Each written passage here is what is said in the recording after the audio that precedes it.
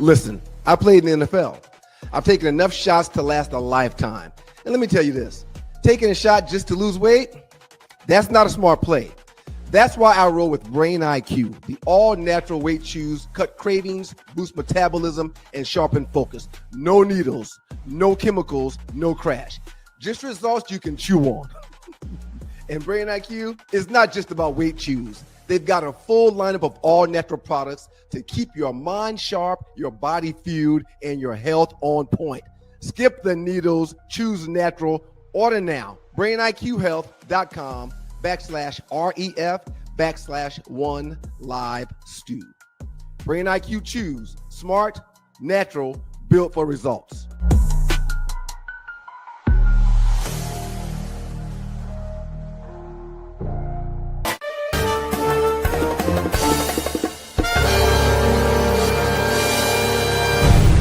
Stewart. And we've got to thank God every minute of every day. Y'all know what time it is. Yes! It's your guy. Your two live dudes. He's Doug. No. He's Doug.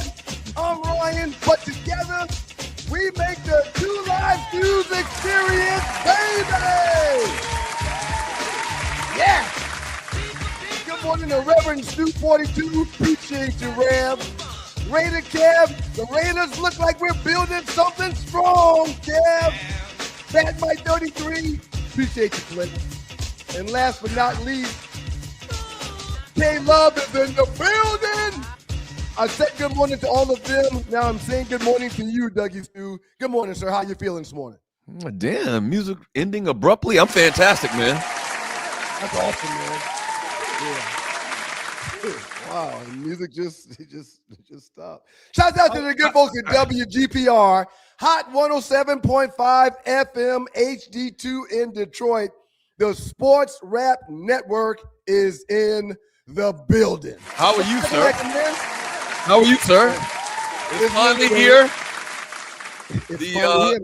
The inaugural cruise with the Stews cruise, whatever you want to call it, headed to the bottom, the big city of Miami, Florida, and jumping on the cruise ship and headed to the Bahamas for our first, our inaugural Super Bowl cruise.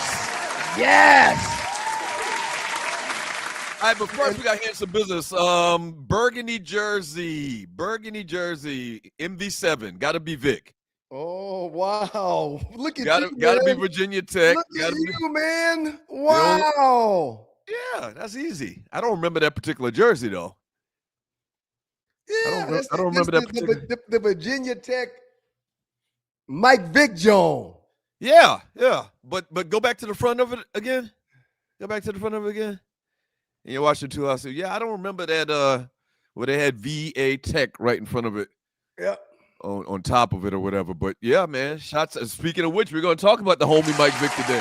That's why he popped up this morning, man. We're talking about the homie Mike Vick. Mm-hmm. Before we get into today's show, I'm very excited about the cruise. Got a workout in with the wife early this morning, came back and laid everything out on the bed. So all I got to do is throw it in there. Like the first day of school? Right. Throw it in there and keep it moving. Almost forgot to pack my gummies, but I remembered, so now they are in the bags also. Holla at your boy. So I want to apologize to you. Yesterday or the day before, they all kind of run together from time to time, and this is the Two Live Stews experience. We appreciate y'all passing the word and liking and subscribing. And it is a Giving Thursday. Please don't forget that. It is a Giving Thursday. None of your giving will go to the cruise. It all goes back to the platform so we can continue to do what we do for you guys. I made an AI post. Chitara, my assistant, put something together for me, and I posted it. And my name, Ryan, means little king.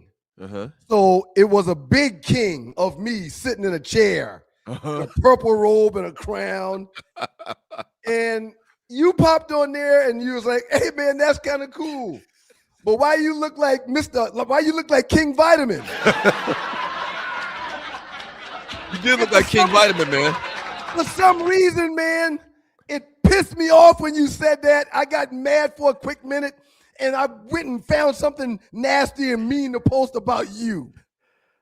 And then after I posted it, it just didn't sit right on my heart because I didn't remember who King Vitamin was, sir. Uh-huh. So I went back and looked up King Vitamin, and when I saw King Vitamin, I was like, well, King Vitamin is a white man, but maybe he wasn't trying to be derogatory or be mean-spirited. Maybe he was just making a little funny.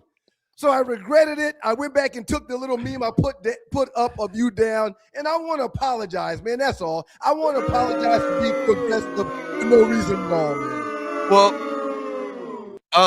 what did you post it? What did you post about me? Well, that doesn't matter. That doesn't matter. Okay, that's why I took it down. That doesn't matter. I wish you would have had the picture. You looked exactly like the Black King Vitamin. You did. But it wasn't a derogatory comment. No, you look like the Black King Vitamin. It was not a derogatory comment. Okay. Yeah. Well, man, I apologize, man. Oh, I can't find it now. I had it. I can't find it now. But yeah, I apologize for taking that shot. And the picture that I posted of you, it wasn't a picture of you. It was an actual meme of a person sitting in a chair and then a smaller person sitting in a chair kicking their feet because their feet wouldn't touch the floor. I felt bad about it, so that's why I took it down. And that's why I wanted to clear this up today. For those who may have saw me being nasty for no reason, I wanted to apologize to you on this open forum. Well, it's a common theme, man, that you think everybody's out to get you, like everybody's taking shots at you, like everybody's lying to you. It's a common theme. Yep. It wasn't a shot at you. You look like the Black King Vitamin. And anybody that doesn't remember the great King Vitamin. So King Vitamin, this was during my Food Land. What was it? Food Land or Food Mart? My second job was at a little family-owned grocery store in Moco. Was it Food Land? It wasn't Food Land. Food Lion, sir? It wasn't Food Lion? I can't remember what it was. We didn't have a Food Land. But anyway, a Food Mart. Anyway, I remember families coming in there, in particular, mothers coming in there and getting like, certain little household items that you needed. But long story short is, King Vitamin was part of like the WIC program, and so it was kind of like a subsidy food program.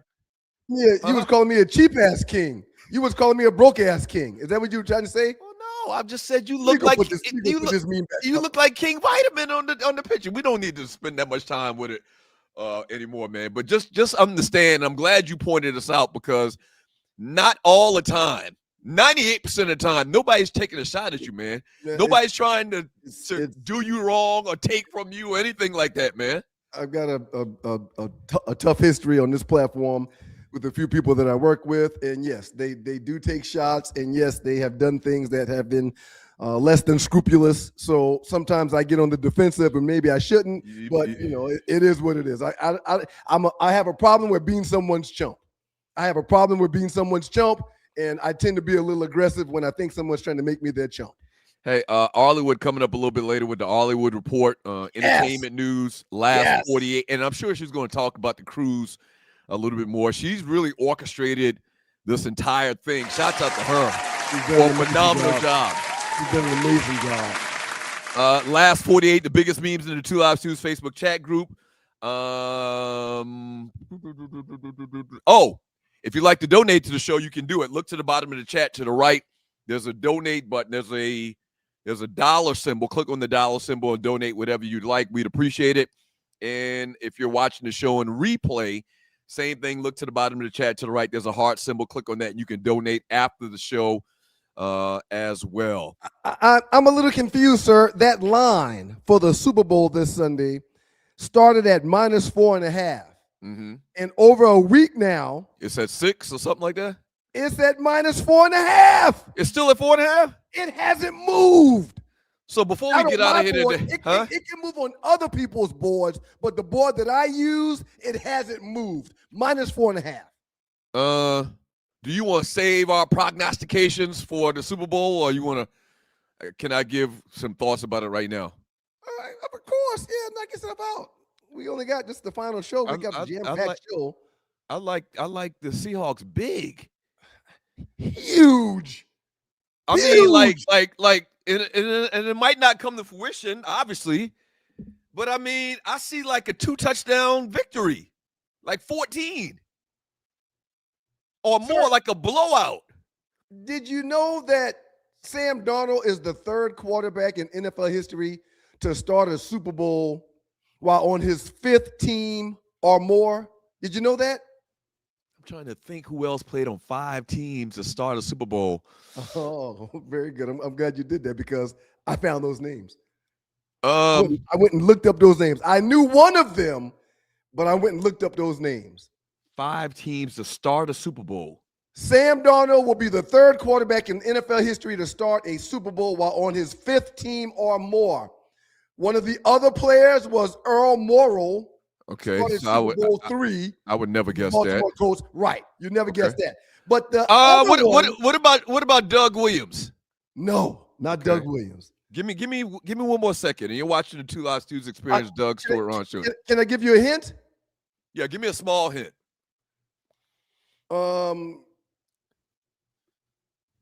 It's from the area you live in.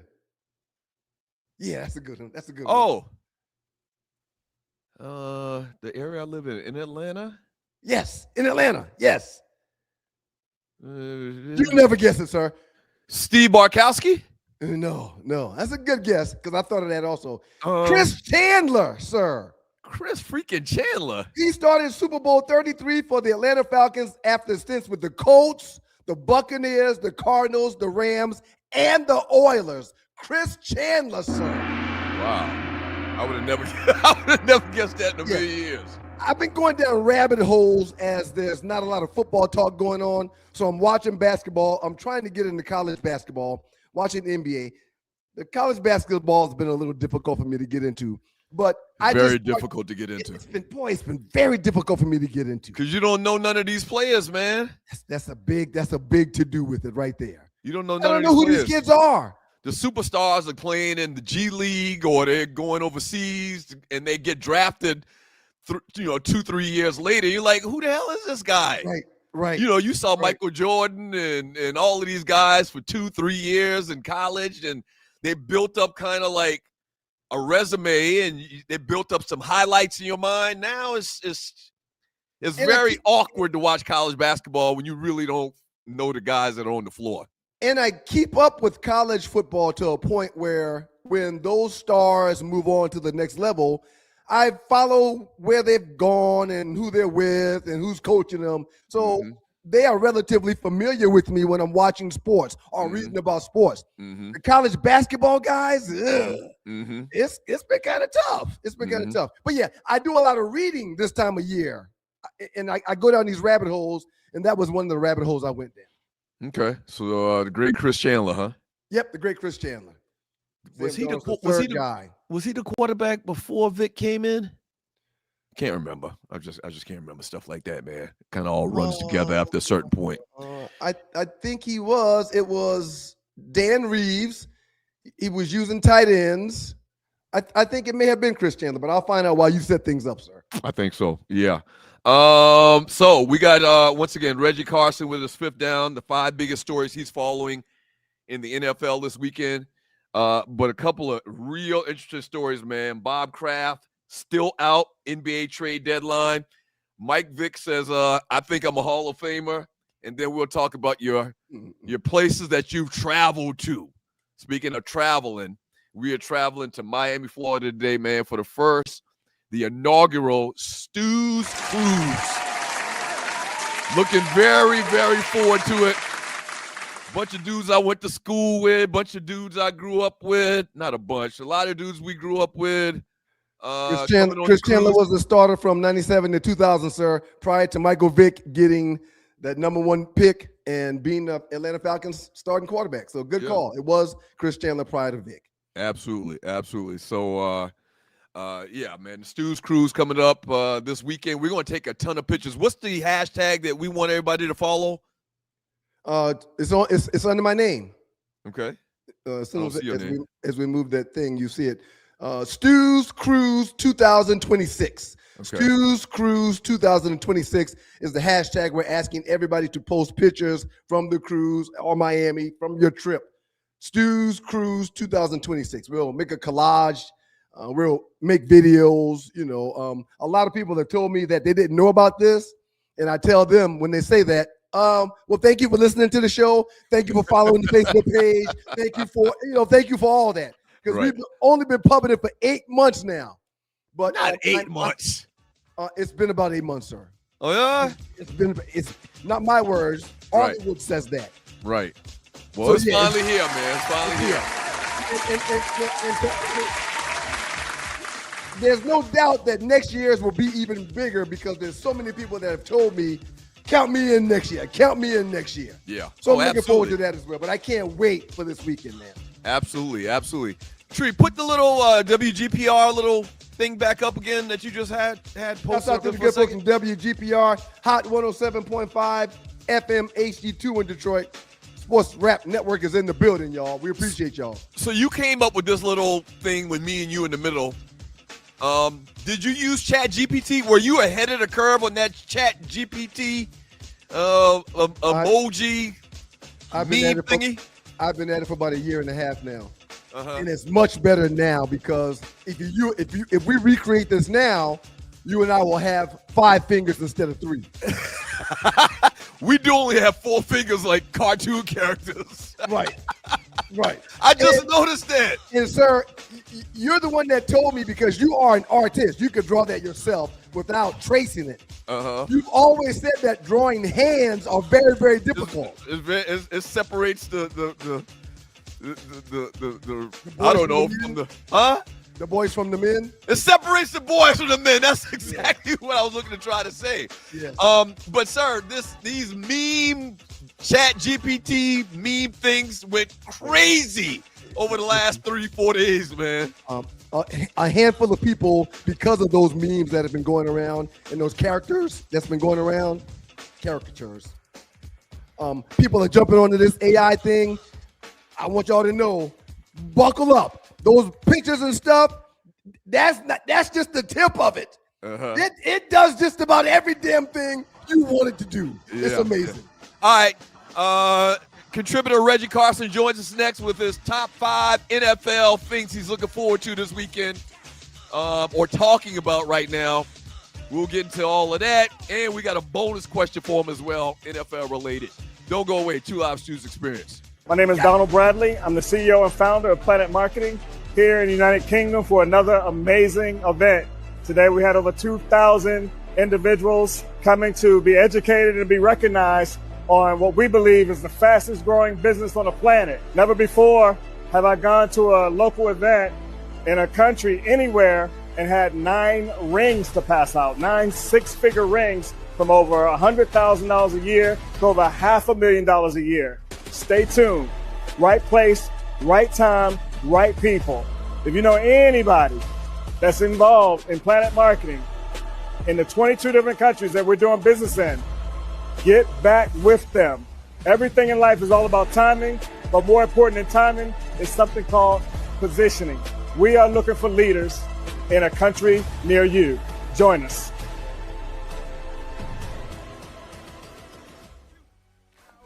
It's your guys that do like dudes. That's what wants to big up those dudes. Happy to be joined by Reggie Dover Dog Carson in the building. What up, you? What's up, Stu? Good to see you, bro. You got to make this cruise with the bros next year, dog. Hey, man. Hey, yeah, definitely. You know, I'm all down with trying to get out and enjoy life as we live it. Hey, question. Real quick, man. Do you love to travel? You just saw the commercial during the break. Do you love to travel? Make money, travel with IntelliTravel, become a home-based travel agent, book dream vacations, and earn commissions from anywhere with expert training and top suppliers. Turn your passion into profit with IntelliTravel. Your journey to a flexible, rewarding career starts now. If you're interested in booking your own trips, rental cars, hotels, all of the accommodations for your family reunion and get paid. It's very simple. No, trick, no shell game, anything like that. It's very simple.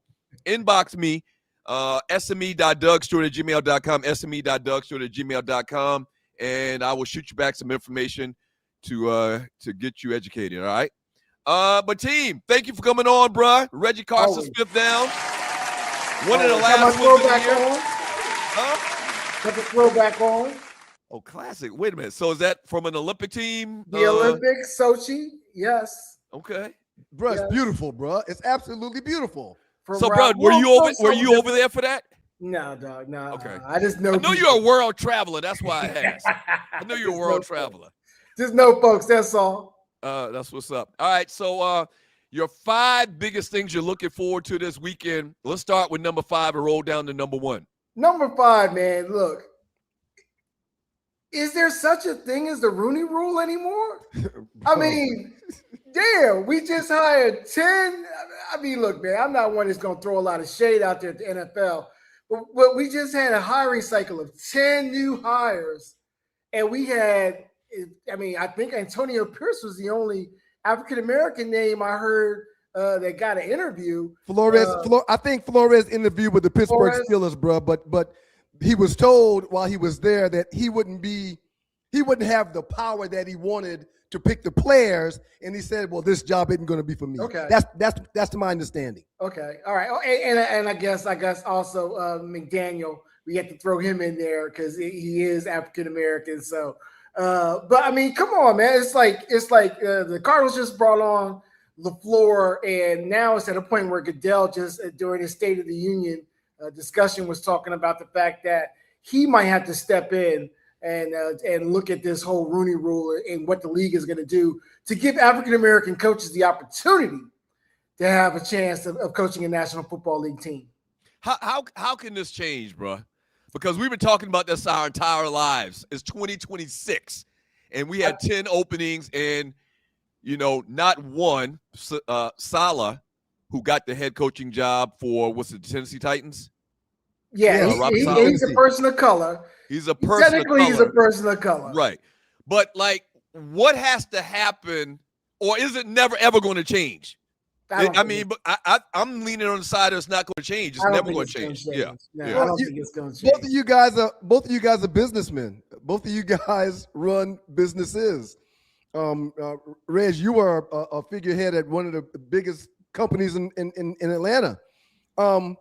The person that has the hiring power has the hiring power. And if you own something, you should have the right to hire your people. Correct. So it's a slippery slope. It's a slippery slope. It's a slippery slope. And I understand you bringing on people that you feel more comfortable with, bringing on people that understand, bringing on people that are in your inner circle. Hell, you guys brought me on. You know what I'm saying? Right.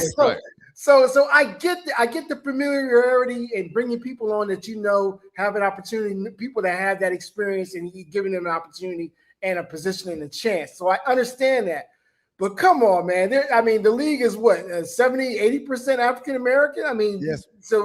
Up the pipeline of individuals that are at that high learning achievement level, it's us, and not to have the opportunity to get into these coaching internships and being in positions where they can become a McDaniel.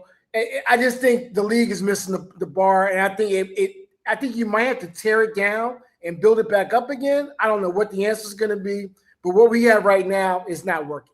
It's definitely not working. Topic number 14. Hey, man.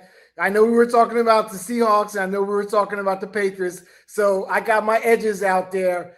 I'm going to go with Seattle just because of Sam Darnold. I think what you're seeing with Sam Darnold between last year and this year, I think you're seeing a modern day Jim Plunkett. You guys remember Plunkett? Yeah. Back in the day, Plunkett didn't get his opportunity. He was a high first-round pick coming out of Stanford, didn't really get his opportunity, and then landed with the Raiders and then took off. So I think we might have an opportunity of seeing something like that. Just based on what Sam has been doing, I don't think he's going to have a fall off on Sunday. At least I hope not. Right. Now, bro, he had a bad year when it came to turnovers, and a lot of people thought that would be the reason why the Seattle Seahawks wouldn't advance this postseason. But once we got into postseason play, Sam hadn't put that ball in jeopardy at all. He's put it together like you want your quarterback to do this time of year. Right. And then JSN is just, JSN might be the offensive player of the year. I mean, he's really that special at receiver. And again, going back to what I said the other week, where I really took an opportunity to look at his shoulders and how this guy goes in and out of his patterns. He's just not telling anything to the defensive backs, and he's finding cushions, he's finding areas in the field that he's open, and Darnold is just picking them apart.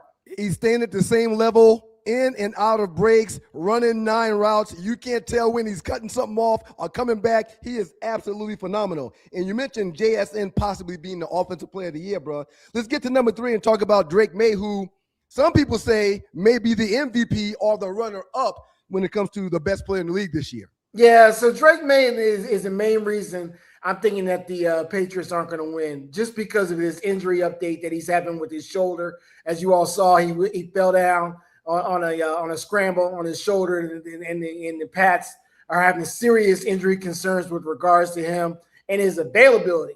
The best ability is availability. Now, he's going to play in the Super Bowl, but at what point in time is that shoulder it really going to give him cause and concerns from when he's out there trying to make plays out there for the Patriots? And not only that, factor in the last couple of games in the playoffs, he really has kind of struggled. You can attribute some of that to the weather in one of the games. But I said it earlier, bro. I just don't see I see all of the positives falling on the side of the Seahawks and all of the little issues and problems falling on the side of the Patriots. And then you got to go with the bright lights. Right, right. Bright lights. Bright lights. Yeah. Hey, man. Hey, I was listening to Michael Irvin's podcast on HBO. Shout out to Michael Irvin. It's a great podcast. And even he talked about his first Super Bowl and those lights coming on and his knees buckling when they called out his name and he heard the fans just screaming. It's a whole different experience when you're at that big game. Yeah, absolutely. Bro, we'll move on to number 2, bro. A little earlier, I talked about not knowing the kids that are playing college basketball right now. And that's not the case when it comes to the NFL. Bro, let's talk about these top guys that should be coming out in 2026 on the top of the board when it comes to the NFL draft. So I got my top 5. It's a very early top 5. I'll say that. Obviously, the consensus pick will be Mendoza going to the Raiders and building out what they're trying to do out there. I got the Jets getting Reese, who is an outside linebacker from Ohio State, highly, highly sought after. The guy is a dog. He's definitely going to rush the edge for him.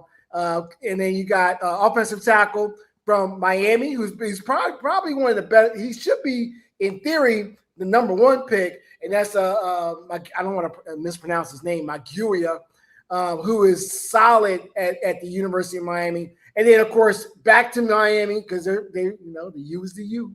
Back to Miami with Bain in Tennessee, our frat brother, Reuben Bain Jr., who is just a straight-up monster for UM. And then final out with the Giants as of right now with Tate and Ohio State, giving them that double option for Jackson Dart with the receiver aspect. I really think those are going to be the top 5 off the board, barring any trades that are happening.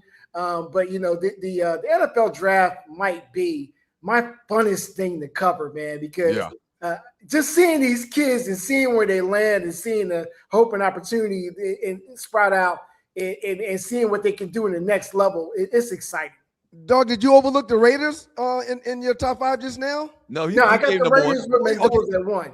Okay. I missed that for some reason. I apologize. Yeah. I mean, he's look, they need a quarterback. He's the best one on the board. Obviously, they're going to have discussions. Obviously, at some point in time, the way the league is, he'll fall. They'll say that they'll find something. Then they'll build him back up just to keep the intensity going with the draft. But I love the draft.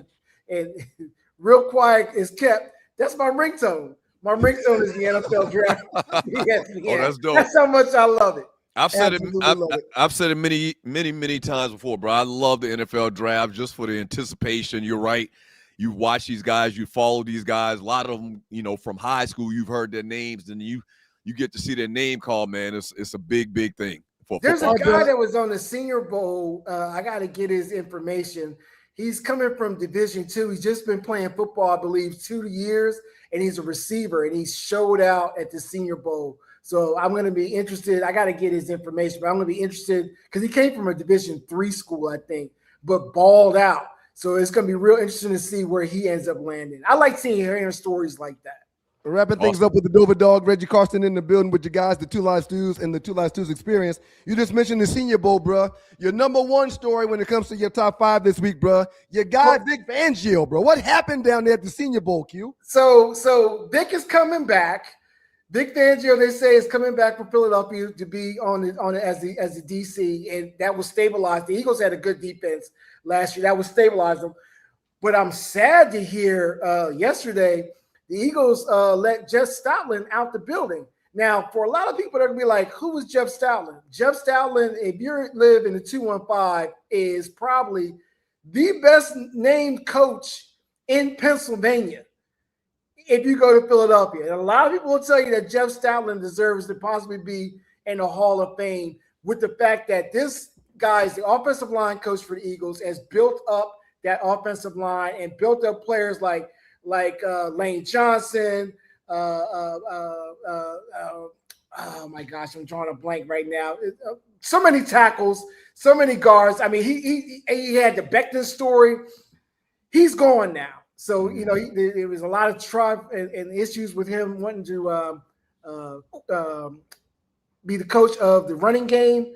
As the running game coordinator, they took that away from him. They took away some of his offensive line responsibilities. So he's like, after 13 years with the Eagles, I'm going to take the high road and go out. But I just want to say shout out to Stoutland. I'm glad Fangio is still staying there, but I really hate to hear that Coach Stout is on his way out.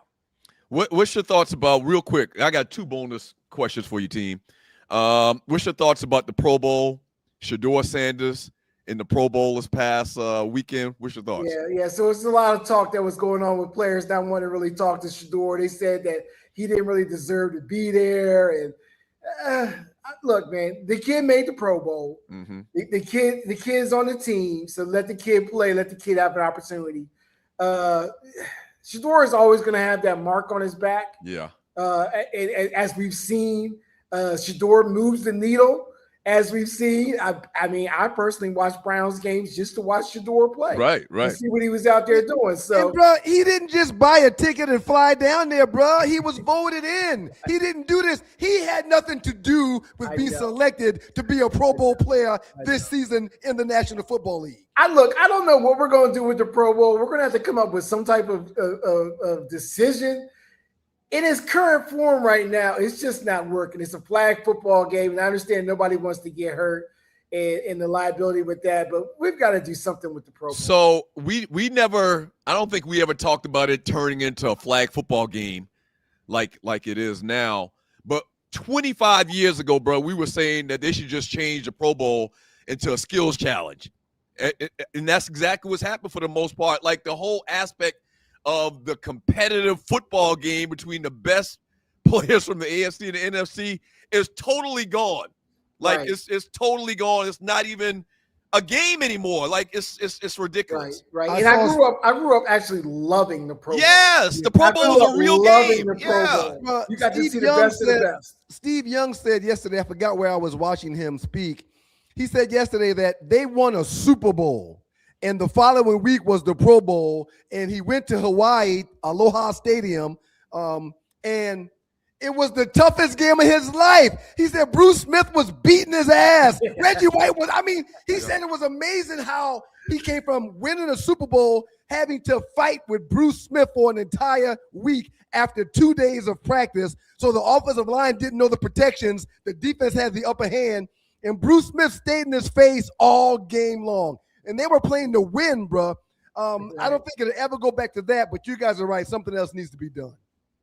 Unless they make it like a winner take all pot. I Right. mean, they're not gonna be out there balling and playing hard. Why would they do that though? They need to come up with some type of incentive. That's what the NBA has done when it comes to the All-Star game. They added more money to make guys more interested to come and play. Yeah. All right, bro. Bonus question for you. Bob Kraft, owner of the New England Patriots, was not voted into the Pro Football Hall of Fame the 13th time he's been passed over. So question to you, and a lot of speculation on why, because of Spygate, Deflategate.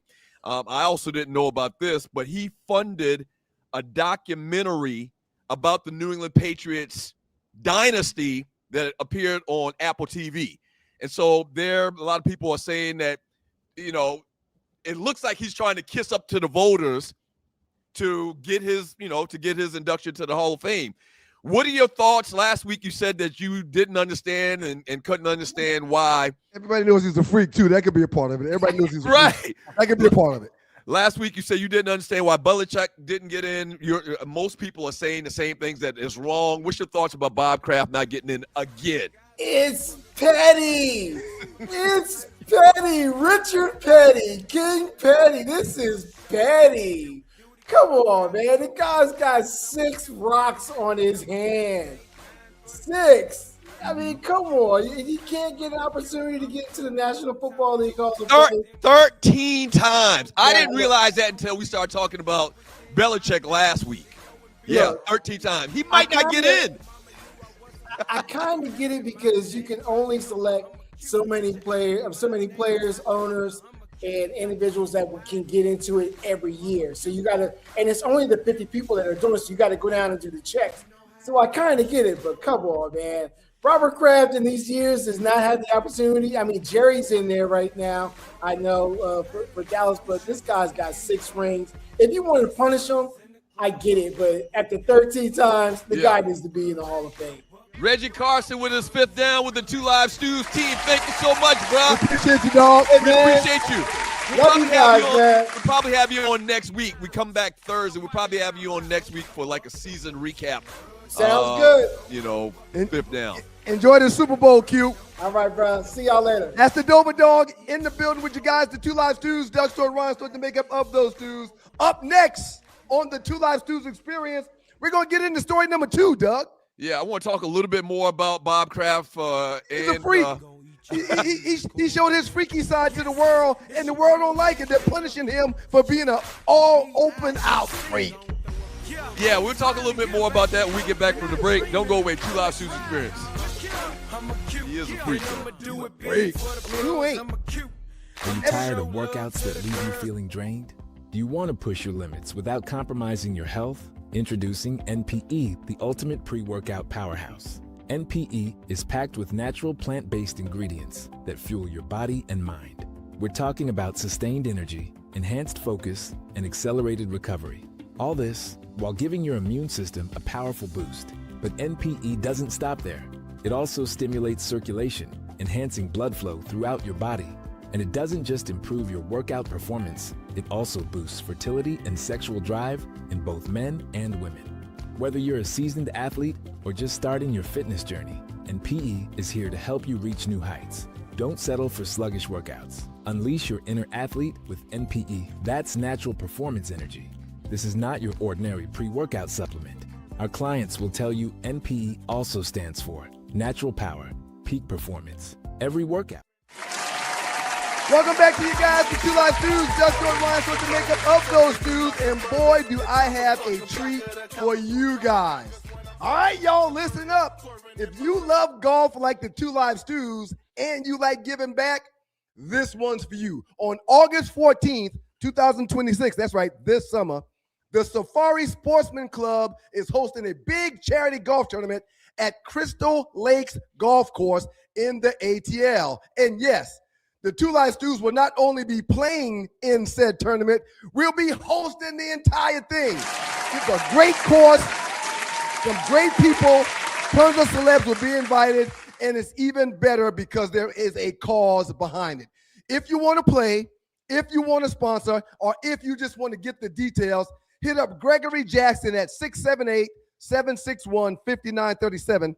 Again, that's 678-761-5937, Brother Gregory Jackson. Or you can email those good guys from the Safari Sportsman Club at info@stjameslodge4.org.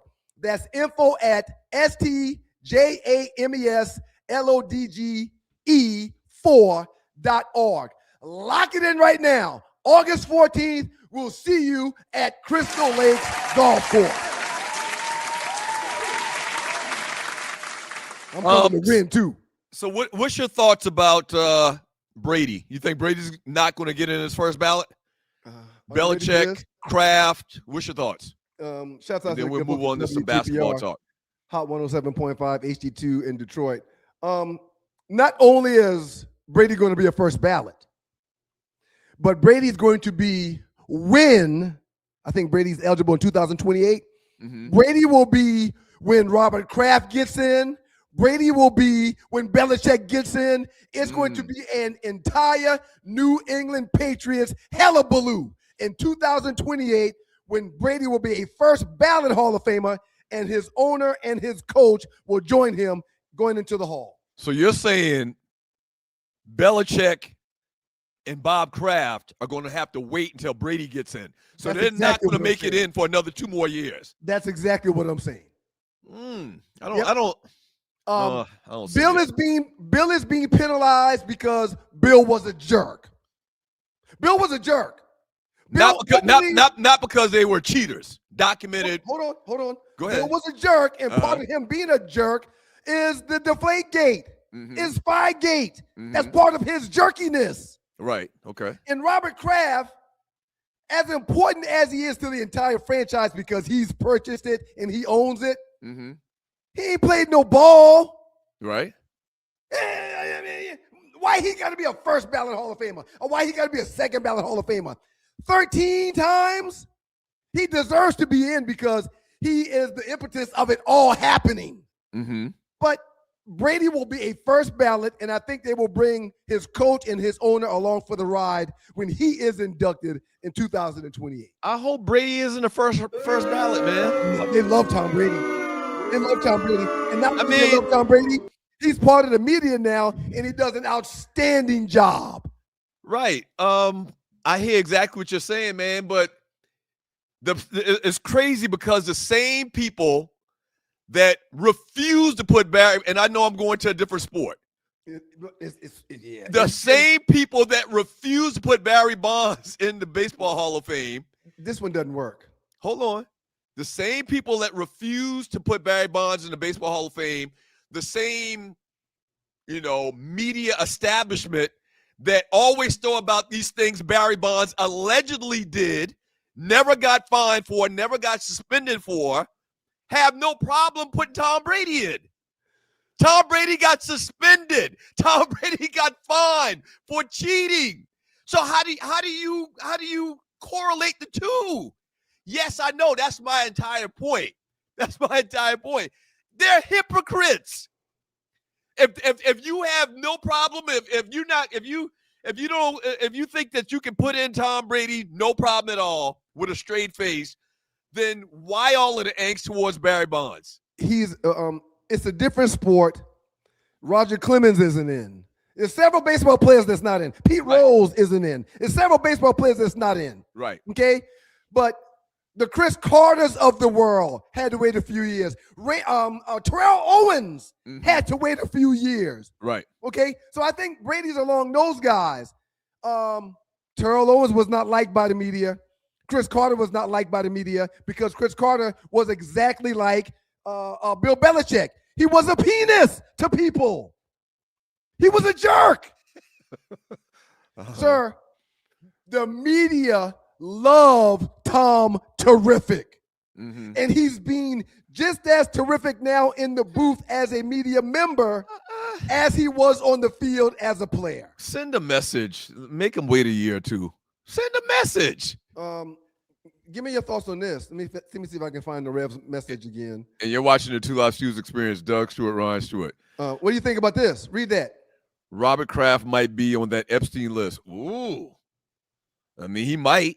Who ain't on the damn Epstein list? Well, it's extensive. It's very, very extensive. And more of it is coming out every day. When it first came out, or parts of it came out, a lot of it was redacted, blacked out, so you couldn't see it. Now it's being released slowly but surely, and it's mind-blowing about the people that's in that report. So maybe that has something to do with it. Yeah. I think that was Luke's next post. Brady sent his phone to Hillary. That's funny. So the NBA trade deadline is going on right now. I think the last day is today. Yes, I think at 2 p.m. today. Yep. And it's not breaking news that Ja Morant has been traded. Kind of misleading. But it was a lot of Ja Morant conversation yesterday in the 2 Live Shoes Facebook chat group. So a couple of things that have happened. Wait, has Ja been traded? No.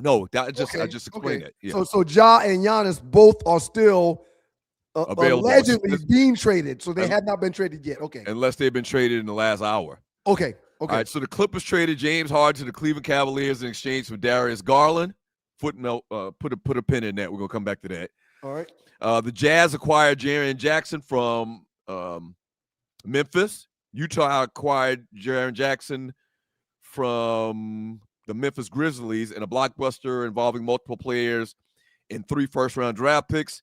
The Celtics acquired center Nikola Volkovic from the Bulls. Oh, that's good. That's good, Doug. Sending Anthony Simmons to Chicago in a move to boost their front court. Let's see. Jaden Ivey and Mike Conley were traded to. Did you know Mike Conley was still playing basketball? Mike Conley's still an efficient player. I saw you mention on Facebook that you wish the Lakers would get Chris Paul. Chris Paul hadn't been doing what Mike Conley still does when he gets on the floor. Well, Mike Conley's still a contributor when he gets on the floor. Chris Paul really isn't. So Chris Paul really hadn't played any basketball this year. I think maybe the first 2 or 3 games they cut him, but they didn't cut him. They just told him to go home and leave his playbook, and he hadn't been doing anything. Yeah. Allegedly, he was very ornery in the locker room and on the floor. He didn't want to take or receive coaching, and he was too busy telling other people what to do. Right. Him and Tyronn Lue butt heads. Yes. And they just sent him home. Yes. So I guess he's been working out, looking for an opportunity. And so they sent Chris Paul to who picked up his deal? Toronto. So he's going to Toronto, but Toronto told him, don't even show up. We're going to move you. We're going to try to find a deal for you. And I mentioned yesterday, man, because there's a lot of synergy with Chris Paul. Okay. First of all, the Atlanta Hawks should have drafted him as opposed to Marvin Williams. But you remember Chris Paul, there was a deal for Chris Paul to go play for the Lakers, and David Stern vetoed the damn deal. Now, I know he's lost probably not 1 step, but a couple of steps. But Marcus Smart is not clearly not the Marcus Smart that we remember from back in the day. And there could be a deal out there. I would like to see a deal for Chris Paul. I'm a Laker fan. If you're new to the show, I would like to see Chris Paul in a deal to come in and give a little bit more support of veteran leadership to the Lakers. 45-year-old Chris Paul and 46-year-old LeBron James on the same team. You know it don't work like that, right? Well, they're not. You know it don't work like that, right? They're not actually 45 and 46. Well, I'm digging a little bit deeper. I'm what's the word I'm looking for? I'm exaggerating greatly, but they're 2 of the oldest players in the league. So you don't want them on your roster. They can't do anything to help your team be better to help win a championship. Yeah, I do think so. You're crazy, sir. LeBron and Bronny to Cleveland. How you like this? LeBron and Bronny to Cleveland. Lakers get Ja Morant. Cleveland gets LeBron, the native son. He helps them probably with him and James Harden win another ring. Their chances would increase. Donovan Mitchell goes to the Memphis Grizzlies. No, Donovan Mitchell ain't going nowhere. Are you crazy? Are you out of your damn mind? I mean, that'd be a great deal. It'd be a great deal for the Lakers, too. Come on, man. If you watch these games, it'd be a great deal for the Lakers, too. Donovan Mitchell is one of the best players in the league, and the Cleveland Cavaliers are not trading him. I saw a meme yesterday that was hilarious. It was Donovan Mitchell with the thought bubble in the sky saying, when I told y'all I wanted James, I wanted LeBron James. not James Harden. Mm-hmm. So, yeah, everyone knows about the fails of James Harden in the postseason. But no, sir, Cleveland is not parting ways with Donovan Mitchell. He's a top 3 player in the National Basketball Association. And I know LeBron has a no-trade clause. I asked the question yesterday in the 2 Live 2's Facebook chat group for all of the capologists, people out there that really follow the cap and the money and how deals can or cannot work in the NBA. You know, everybody's happy. Everybody's happy. You send LeBron back to Cleveland, his hometown. He helps them win a championship. James Harden finally gets a ring because he's always been a guy that's underperformed in the playoffs. That's a great story. So that's a great story in Cleveland. Amen. Donovan Mitchell, a great young player. Thank you, Tree. Donovan Mitchell, a great young player, man, goes to Memphis. Ja Morant is kind of, has had some issues there. He needs a new look. He needs a new change of season scenery. Send him to L.A. It just be a great deal for everybody, man. Is your filibuster over? I got something I got to say. Yes. If you had a choice, because the choice is totally up to you, to finish your season out in L.A. or Cleveland, what are you choosing? Well, if you're trying to win a ring, Cleveland right now. Cleveland's closer to winning a ring than the Lakers. That's my whole point in throwing out all of these scenarios. LeBron's a businessman. He don't want to set shop back up in Cleveland, Ohio. Yeah, but that's where he's from. That's where he's won a ring at. That's where. Well, he's what I'm kind of focusing on is the sentimental aspect of LeBron going to Cleveland. Now, listen, this has never happened. This is just go what? Go ahead. What you're focused on is your hate for LeBron and wanting him out of LA. And that's not realistic. Why has it got to be hate? Why has it got to be hate? We are not fixed right now.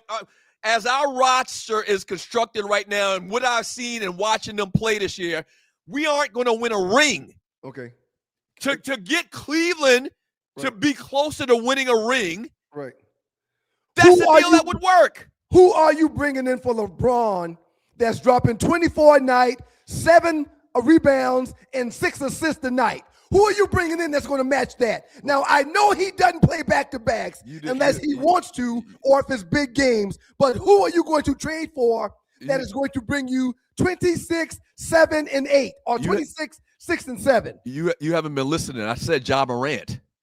It's a 3-way deal I'm talking about here. And this is just pie in the sky. He's a head case.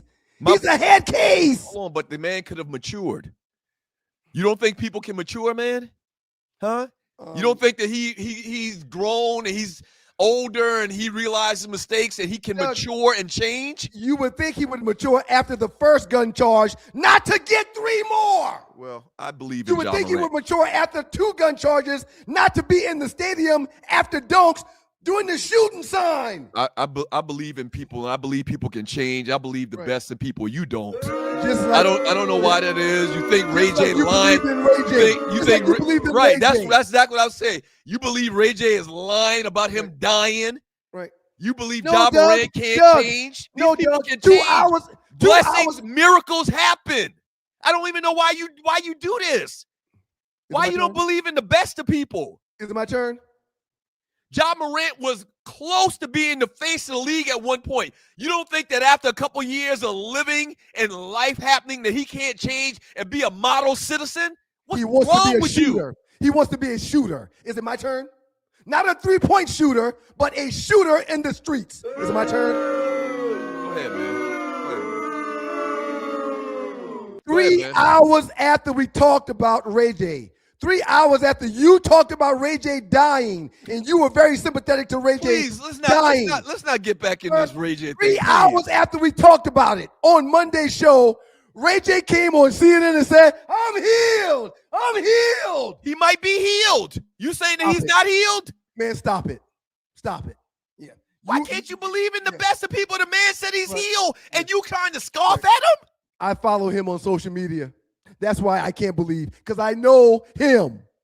I know him from what he portrays. He wants to make the algorithm jump. let's His words, not mine. Let's get back to the point of this is basketball talk and NBA trade deadline coming to an end LeBron today. is still a valuable piece, bringing in 22, 6, and 7. He's still a very valuable piece. I'm a Laker fan. The way our team is constituted right now, we're not going to win a championship. LeBron is 40-something years old. We're not going to win a championship. He has trade value, sentimental value to the Cleveland Cavaliers organization. It's just a thought. It's probably not going to happen. It's just pie in the sky. That's all, man. It ain't that big a deal. You Bron sexuals, you always think somebody's got taking a shot at LeBron. Ooh, Earl McDowell. You always think somebody's taking a shot at LeBron. Nobody's taking a shot at LeBron. We're not going to win a ring in LA. That's the point that I think maybe you missed. My point in talking about all these scenarios is the way we are constituted right now, we are not going to win a championship this year. Let's try to do something. He's LeBron James. He has name value. Let's trade him. Let's get something. Let's try to build for the future. Let's give the ball to Luka. Let Luka, be the guy on this team. Let's just move forward is my entire point. If you want to stay out of trouble when it comes to being John Morant, you need to go to Sacramento or stay in Memphis, not go to LA or New York. That's just common freaking sense. And the Lakers ownership don't want the problems of John Morant and his guns being in LA. So the whole gun thing, you're never going to let him, move on from that? Or at what point are you going to let him move on from that? 2 years from now, 3 years from now? Do you have a date? When he shows contrition. Yeah.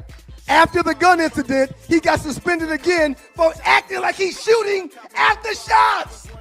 I'm not making this up. Who you screaming at? I'm not making this up. Is somebody there in the room with you? I'm not making this up. I don't have a John Morant issue. John Morant has issues that he has shown us over and over and over again. So you're saying it's impossible that he's over those issues? You just said that, dumb shiggity, not me. You said that. I'm asking you. You're trying to. I'm asking you. Can he not be over those issues? Right. He's done them 4 times. He's been in trouble 4 times for the same thing. I don't think he's over the issue. I don't think he's over the issue. Now you won't answer the question. Yeah. Why hadn't he played for his team? How come he's not suiting up and playing, Doug? Arlie Wood report coming up next. Did you know he wasn't playing? Don't go away. 2 Live Stews experience. Oh, okay. I think I see what's going on here. Have you ever been stranded on the side of the road, Arlie? Yes. It's not comfortable, is it? No. Dogs and Poodles, if you find yourself in a jam on the side of the highway, give my folks at Bay 11 Towing a call, 404-770-6949. Again, that's 404-770-6949. Being stranded on the side of the road in Metro Atlanta is very stressful and dangerous. Bay 11 Towing is who you need to call, whether you're dealing with a flat tire, dead battery, full-on breakdown, or whatever that may have you on the side of the road. Call our folks at Bay 11 Towing, and they will get to you with a competitive rate and quicker than everybody else in town.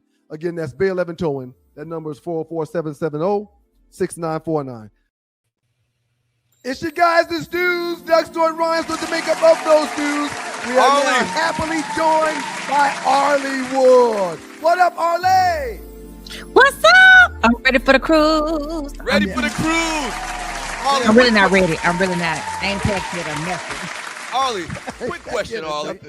Quick question, Arlie. Do you believe the best for people? Do you believe in the best in people?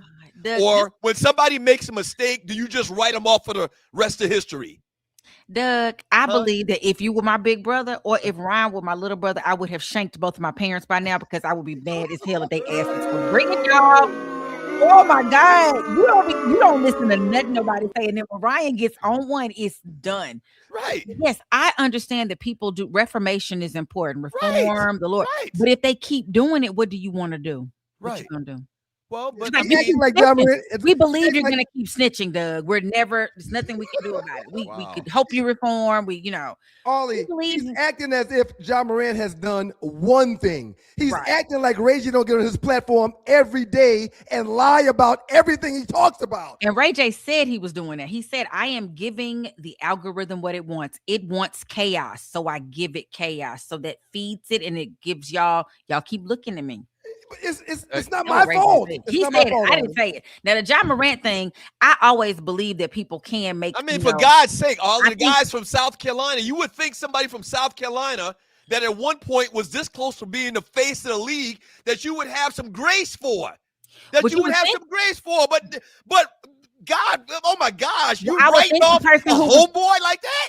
I would think that the person gonna be the face of the league would get themselves together and act like they were almost about to be the face of the league. That's what I would think. Gun violence is at an all-time high in these streets. Then people don't play. And you of all people know that we do not have the opportunity to do the same thing that they do. Bruno Mars is a whole cokehead, they say, allegedly. But he out here winning Grammys and getting all kind of stuff. Let us snort something. We about to be in trouble. They're gonna talk about it every day on the news. But look, R. Kelly is in prison for 30 years for messing with little girls. Them people is running the country and did far worse than he did. We don't get the same opportunities. John needs to stop doing that. If they've said don't do that, don't do that. Just play ball, sir. Ollie, before we get into your report, and thank you so very much. Before you got on, I'm not sure if you heard that, but Doug talked about the amazing job that you've done for the last 6 years planning this cruise. The 6 years? Yes, for the last 6 years. Ollie, we can't thank you enough. You've done an outstanding job. Don't you come on that boat with the mentality of I'm working. You get on that boat and you chill out when you get there, Ollie. Put your stuff in that room. Listen to the people tell you where the floaties are and what you're supposed to do if there's a problem, and then go get a drink and kick your feet up. We appreciate you, Ollie Wood. Thank you very much. Thank you so much. Y'all, let me tell y'all, in terms of the cruise, oh my God, we have talked about this since like May, and we have been cruise, stews with cruise stews, big game cruise, get on the big water. We have whole commercials, all this stuff. It is finally here, OMG. Yeah. For those that are flying out today, safe travels. For those that leave out in the morning like me, again, safe travels. And we are about to have ourselves an absolute ball. There are a lot of us on this cruise. Are we going with your hashtag or my hashtag? Yours just is 26. Okay, it doesn't matter. We'll trace both of them. Okay. Well, both of those will work. Okay. Because I just figured it's less to type. I don't know, but I'll go with whatever you want. No problem. No problem. Okay. And for all those that are coming, please make sure you bring yourself, your good, happy, and your fun, because that's all we're having. There's so much. I don't know if y'all have checked out the app fully. I was sitting there playing through the app last night, just looking at stuff. You can click things like put on your calendar. I mean, they have like it's a dope basketball app. games. They got some climbing tournaments and golf, and you got what's the thing? Not hang gliding. What is the thing when you go across on the little thing that I've never zip lining and that little float thing. They got one of those wave things you can get on the boat. Yes. Cause it's so much to do, and I was like, and they make all the stuff at the same time. Like, well, how am I gonna go do karaoke and go over there and see the comedian and go see the show at the same time? So yes, but I'm going to soak up the sun. I'm gonna come back kissed by the sun. I hope. Yes, I'm trying to pack light, but we got a real dilemma, man. It's like 30-something degrees here in Atlanta. I know. But when we get down there, I think they're saying it's 60-something right now. So it's probably going to be in the. I'm going to wear a velour jacket just like you have on, sir. And when we get to the warm weather, I'm going to take it off and tie it around my waist. If it's cool outside, I'm going to put it on and keep it on. And I'll have a Scully in the pocket. It's just that simple. Yep. Yeah. Shorts. We're going back to college. We do have a question because Doug asked me a question during the show or during the show meeting. Doug, ask all of your questions so she can answer it. I just looked. She already answered it. She already answered the question. She texted me. All right. Yes, but anyway, yeah, we're about to have ourselves some fun, and it's on the inaugural Stews at the Cruise. For those of you in Detroit and those of you listening everywhere across the world, we hope that you pay attention to all of our, posts and fun stuff over the course. If you're not with us physically, and for those that are with us, get ready to have yourselves a good time with the Two Live Stews and the crew. Tree and I will be there too to kind of keep this thing balanced. Make sure nobody ends up overboard. Amen. Amen. Yeah. All hearts and minds are clear. If you're doing something as a collective, count me in, I'll be there. But I don't get many days where I don't have to be super dad with these kids. So if y'all don't see me someplace, I'm in the room sleep. Okay. No, you're not, or by the pool sleep. Go sit by the pool. By the sleep. Yes, by the pool sleep. At a bar drunk. But yes, I plan on relaxing and enjoying myself thoroughly. Yes, I haven't been on a cruise in many, many moons, so this is going to be a fun time for all. And we have a lot of first time cruisers, so that's going to be fun too. Okay. All right. Good stuff. Great Yeah. stuff. So just to recap, y'all know we're going on the cruise. Yay. We're so excited. And we have birthdays. And we have birthdays. And we have birthdays. Happy birthday to you. Happy birthday to you. Happy birthday. I saw something. Did I see something about karaoke on the boat? Yes, we're going to karaoke. Yeah. I can't wait. Yes. I think we're doing that night one. Tiffany, Blue, and Portland, we will be in Miami tonight, so we will holler at you. Yes. Exactly. I don't know where Tiffany's staying, but she probably sent it to me. I'm so behind on text messages. Lord help us all. So today, do y'all know who Robert Beresford Brown is? No, who's Robert Barrister Brown? Robert Beresford Brown is Bobby Brown, and he is 57 today. Happy birthday to Happy the birthday. King of R&B. That's our mom's King favorite R&B. singer. King R&B, being Bobby Brown. I love me some Bobby Brown. He is so funny to me. Oh, still that little move. Every little step I take. Kevin Gates messy behind rapper with 2 phones. I see why he got 2 phones now. He's so messy. He needs 2 phones. But he turns 40. Did y'all believe he was only 40? I just thought that dude was old. He's a damn chain smoker. Did y'all see well, I don't think he smokes anymore. I think that was the old Kevin Gates. He's down like 150 pounds, man. Did you know that? Ozempic. He was huge Gotta be like 2 Ozempic. years ago. He's lost an incredible amount of weight. Trying to go with them other girls. Now he got to get tiny for him. I've not been a fan ever since he talked about his love for spitting in his girlfriend or wife's mouth, and she's spitting back in his mouth. You ever seen that or heard about that? But he say a lot of stuff. Now he say a lot of stuff. He says a lot of stuff. He likes saliva exchanges with his female mate. Well, Hey, man, Doug, it's just like did y'all pass the egg at Zai? Well, I don't know what that is. That's type of stuff we should. Comedian actor Tim Meadows is 65. Right. Move on. Former Orlando Magic, and you call him a magician? If you were former Orlando, like I'm a Raider, like my Maze Raiders, and so I'm a Maze Raider. So if you play for Orlando Magic, are you a magician? Yes, technically. Former Orlando Magic magician Terrence Ross is 35. Friday, the great Robert Townsend will celebrate his 68th birthday tomorrow. Wow, Robert Townsend, 68 years old. Wow. Black man. I mean, he's done so much. The Lady of Rage. I want rough and stuff with my Afro. Hey. Rock on with the bad self. She will be 57 tomorrow. I worked with her in that Christmas movie that I did, and she's super cool. Nice lady. And then Saturday, Essence Atkins, Chris Rock will turn 60. Isaiah Jamar Thomas will turn 36. And Essence Atkins, I mentioned before, is 53. So shouts out to Chris Rock. A lot of people don't know he's actually from South Carolina. Shouts out to you, Chris Rock. Chris Rock was born in Georgetown, South Carolina. Shouts out to Rizzo, who was in the pregame show this morning. That's his homeboy. What's up? Okay, so y'all out there in this world of, I want to ask y'all a question before this video is played. When you make millions, who are you responsible for? Like if you're a solo artist and you've made solo person in this world, it's just you, but you have like siblings. So Doug, Ryan, y'all have siblings. Maybe y'all got 8 or 9 of y'all. And then your mom and your dad. Who do you feel like you are responsible for if you're a millionaire? That's Doug, if you're a millionaire. You first. Doug. Why you want me to go first? You go first. We talked about this before on the show, and somebody says that we're going.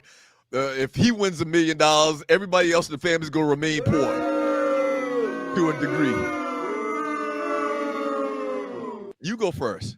The bulk of my signing bonus when I got drafted, I realized 2-3 years later, went to other people.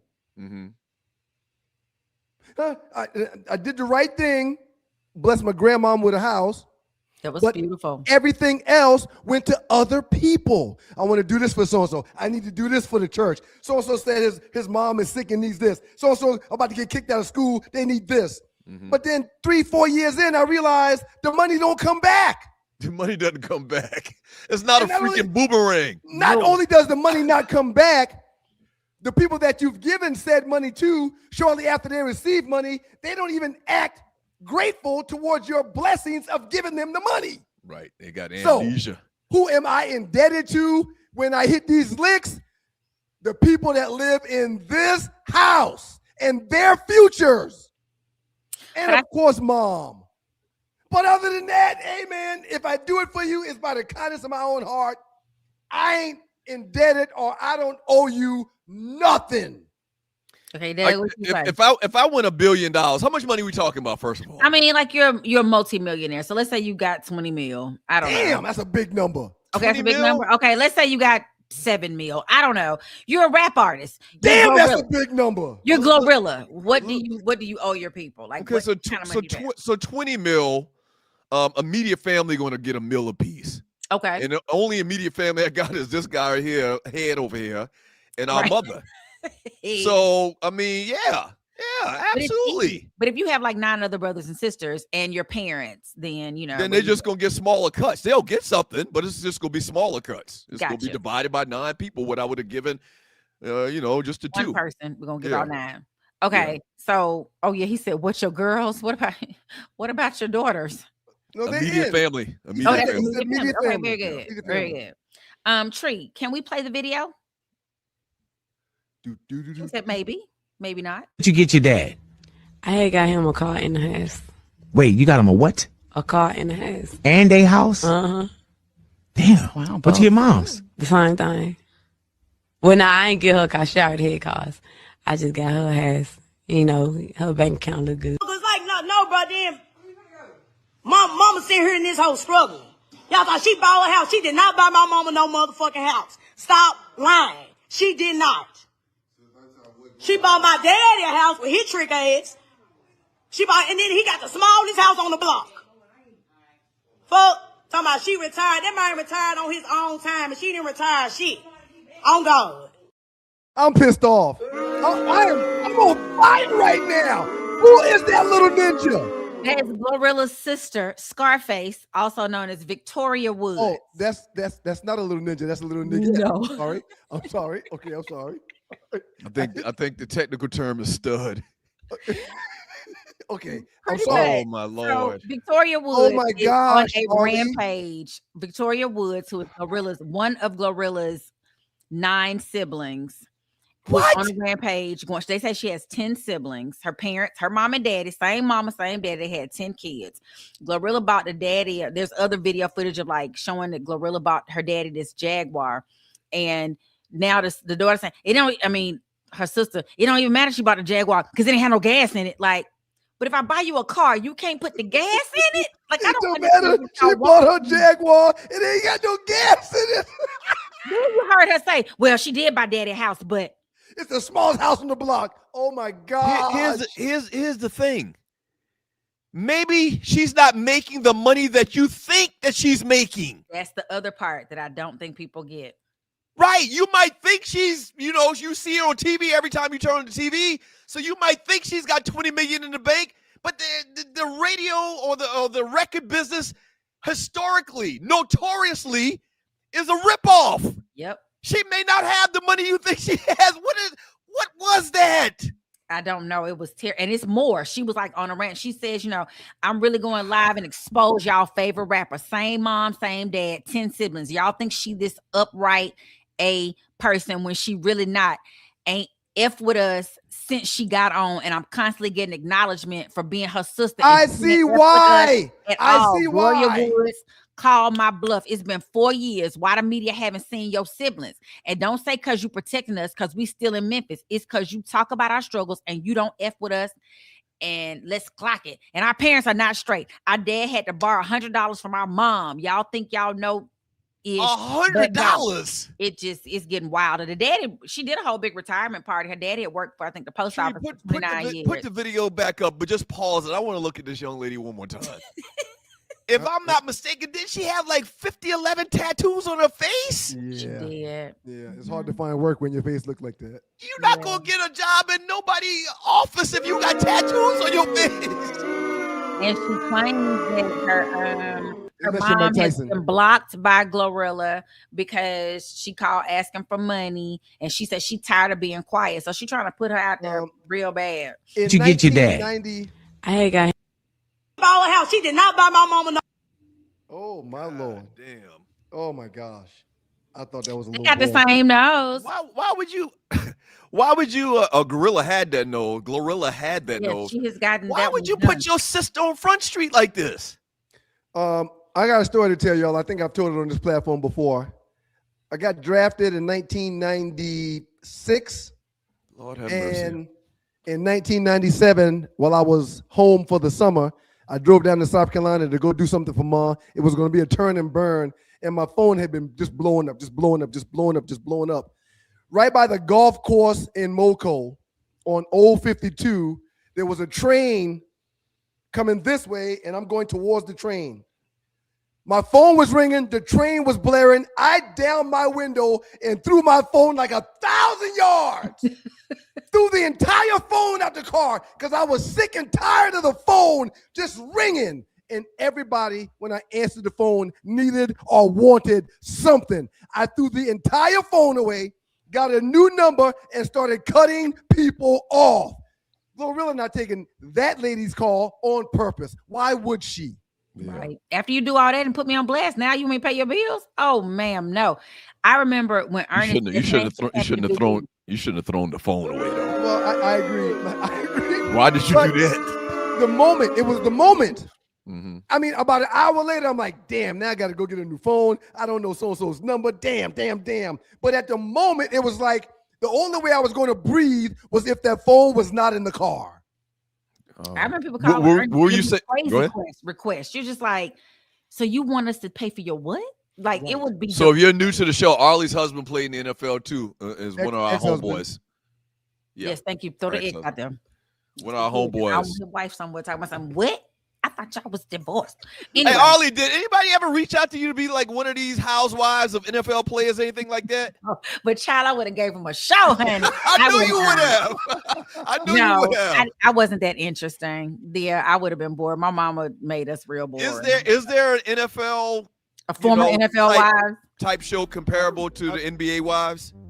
No, they should have one. I should. There we go. That. There we Let's go. do it. What show Be was the Lisa? executive producer. What Yes. show was All I Lisa want, doing, Ollie? all I want is executive producer credits and the money. But you Okay? don't want to do no work. I don't want to do no work. No, you just want to show up. Well, if I can get more money, I'll do some work. Okay, well, we gonna. All right. I need to think about that former NFL wives. Maybe people would think that was interesting. I also want to tell y'all, Money Mayweather is suing Showtime, his the group that he was in that, got the big money from them, but $340 million. He said they owe him. After that, he had that big 30-month 6-fight deal with the network, which at the time was considered the richest for an individual athlete in sports. And all those fights he had, he said there's probably $250 million alone that has been this 340 has been misappropriated somewhere. And he said run him his money. So that's going to be interesting to see what happens with that. And y'all, prayers up for Lil Jon. His son is missing. What? And they're asking, his son up in Milton, Georgia is missing, and they're asking for prayers. At least before I went to sleep at 5:00 this morning, they still had not found him. So he's 27 years old, or he's a grown man. He left the house 6 a.m. yesterday, running, no shoes on. Did they're thinking he got kidnapped or something like the lady on the news? They hadn't said that. They just said they think he's disoriented. Maybe he has some mental challenges. I'm not sure. Something happened, but he's like, please, if you know something, help us find him. But if not, be quiet. Ollie, See you tomorrow, Ollie. Outstanding job. We appreciate you. No, Ollie, can you stay around? Oh my gosh.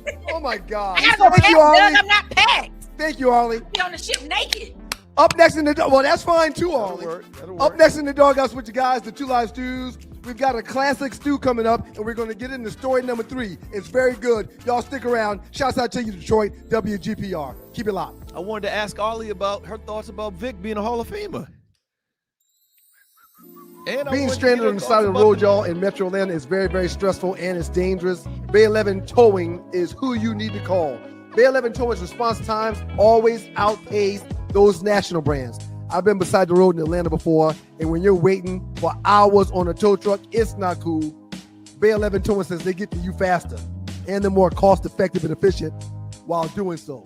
Whether you're dealing with a flat tire, a dead battery, or a full-on straight breakdown, the team at Bay 11 Towing is ready to get you safely back on the road or get your vehicle and yourself where you need to be. So next time you find yourself in a jam, Bay 11 Towing, give them a call at 404-770-6949. Again, that's 404-770-6949.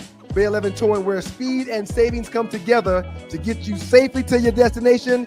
Check them out at 404-770-6949. Fast, reliable towing that doesn't cost a fortune.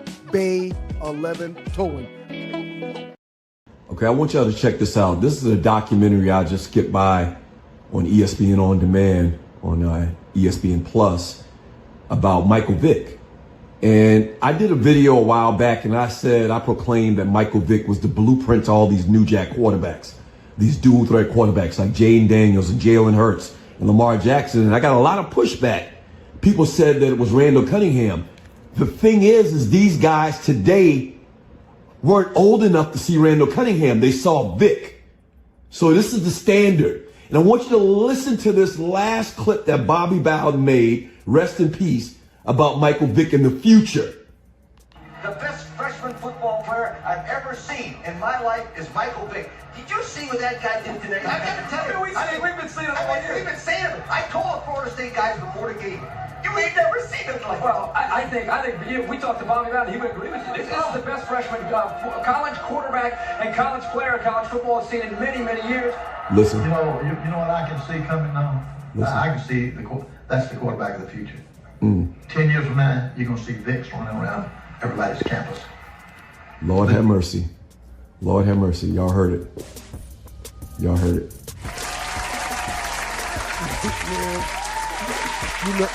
It's your guys, the Two Live Stews experience, Doug Stewart, Ryan Stewart, the makeup of your stews. Shouts out to the great folks in Detroit, Michigan.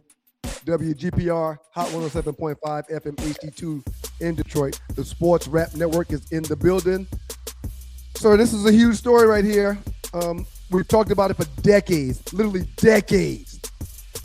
Before Bobby Bowden made that comment he just made, we were talking about this. We were talking about in general. You're talking about in general, dual threat quarterbacks being the quarterbacks of preference in the NFL, right? No question. Yeah. If you've got a guy that has a very strong arm but can't move, awesome. He's got a very strong arm. But if you've got a guy that's got a very strong arm and he's the fastest player on your team, you officially have a weapon that is hard to game plan for. So people watching right now wondering what we're talking about. Michael Vick was recently named to the College Football Hall of Fame. He was asked, does he think, and I verified this because it's one of those type of things where sounds like somebody just made up the conversation and everybody else ran with it. But no, he was asked this question, does he think he will or does he deserve to be a Hall of Famer, a Pro Football Hall of Famer? And Vic said, yeah. he said, yeah. And in effect, he said exactly what I said just now, that, he thinks he was kind of like the blueprint. He was ahead of the curve as far as being a dual threat quarterback in the NFL. Do you think Michael Vick is going to get into the Pro Football Hall of Fame?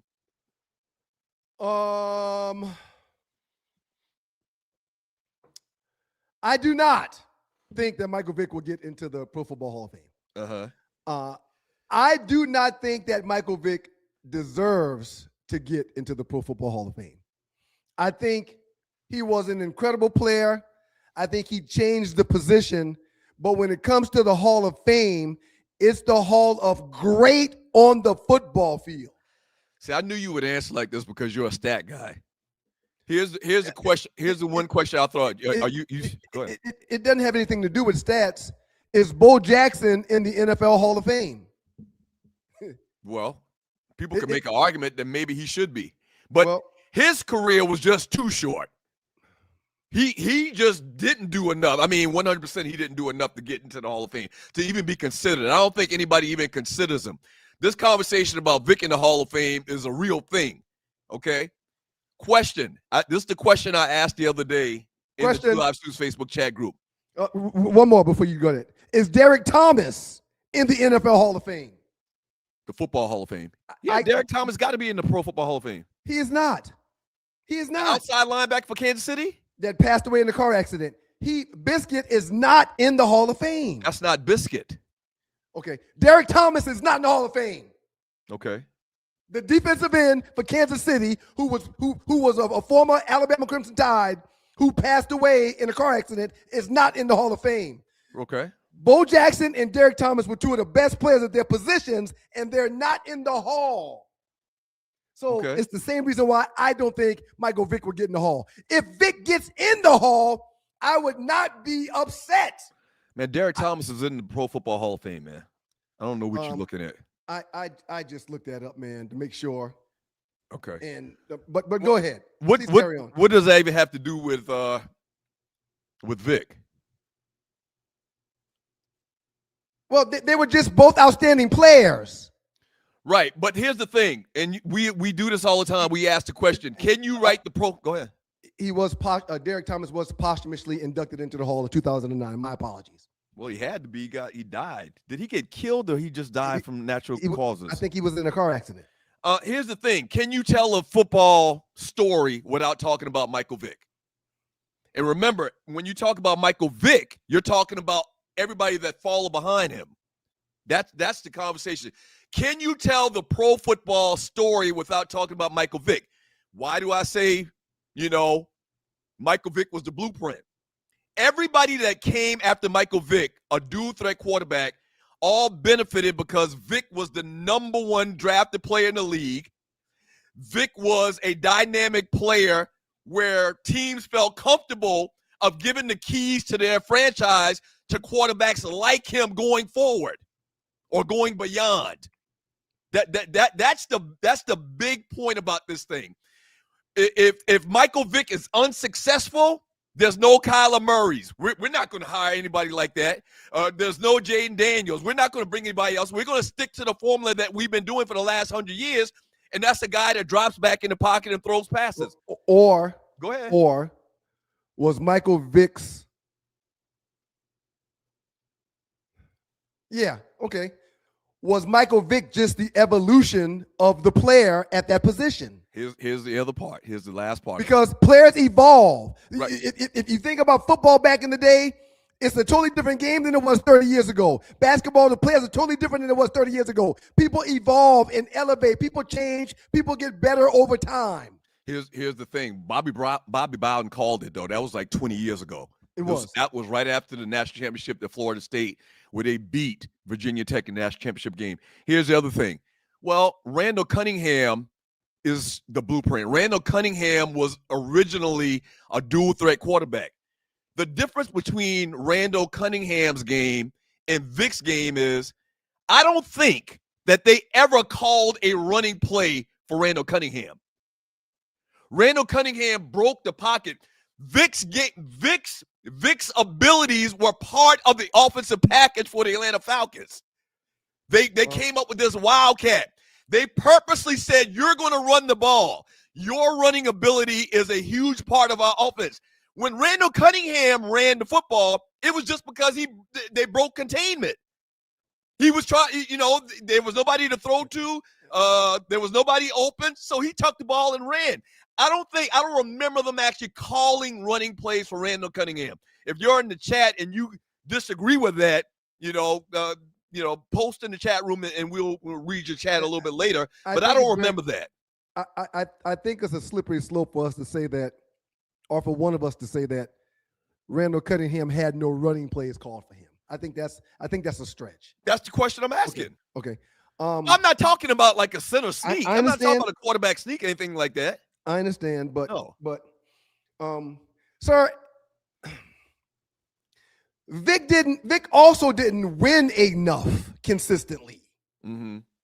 Yeah, and winning is a team metric. I know what you're going to say. It just doesn't fall on him. But a lot of the guys that stand on that stage in Canton before going into the Hall of Fame are guys that were the difference maker to their teams having success. Mm-hmm. And again, I love Vic. Does he deserve it because of what he's done for the league or how he changed the position? Yeah, maybe. But when I think about him and his play, I don't see Hall of Famer. I see great quarterback. I see trendsetter. I don't see Hall of Famer. One last thing, man, that I think is working in his favor is he's in media now. Not only is he a coach, but he's in media now, and he's doing very good at the whole media thing. He's doing very good at the whole media thing, man. So how on one hand, when I use the exact same excuse for Tom Brady being first ballot, you tell me no, but then you turn around and tell me that that's why Vic should go in because of that's part how of good it. he's doing in media. That's part of it. That's part of it. I didn't say your comment about Tom Brady didn't have factuals behind it. I didn't say that. Okay. Yeah. I hope he gets in, man. But I don't think these folk will ever forget about why he missed a few years. I just don't. Yeah. That's another reason. Right. We'll see. I think them folk will hold grudge. Them folk will use that as a reason why they can't put him in. I think as time goes by and you see him more and more on TV, and then you start to see these dual threat quarterbacks flourish more and more and more. I think people are going to say, how did he change the game? He changed it. You see what I'm saying? I think that's going to be the conversation that, people that have a vote for the Hall of Fame are going to have a conversation about.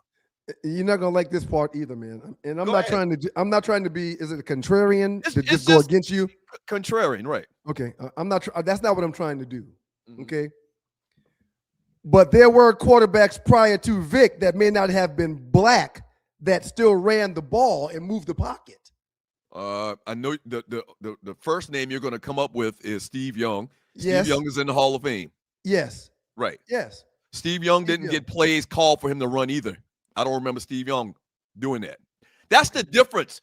Vic was basically a running back as quarterback, which now we're seeing a lot more now. Steve Young, Randall Cunningham, they were pocket passers. They could run if they had to, but they were pretty much pocket passers. Earl McDowell Jr., aside from the Hall of Fame debate, when you think about it, this dude returned from prison and adjusted his overall game accordingly. Maybe the greatest redemption story in the NFL's history. Listen, man, Tom Mattel, and it's just a fun topic to talk about. If you're new to the show, we're based in Atlanta. He was really good. Thank you, Julius 29. See, I was trying to think of Jeff Garcia's name. Jeff Garcia ran the ball a lot. Once again, I don't remember call running plays for Jeff Garcia. But Doug, you don't have a call sheet to say that. What do you mean? That's all I'm saying. No, they had running plays specifically for Vic to run. Part of the game plan offensively was for Vic to run, to tuck it and run. Okay. The Wildcat, basically like a professional. I think those quarterbacks that had the ability to use their feet were they called plays for those guys. Yes. These offensive coordinators and defensive coordinators use everything in their bag to have success for their team. Everything. So every time Steve Young broke the pocket, or every time Steve Young dropped back, or every time Steve Young ran, it wasn't called. It's hard for us to say that. Jeff Garcia wasn't getting running plays called. It's hard for me to see that. But hey, I don't remember them having designated running plays.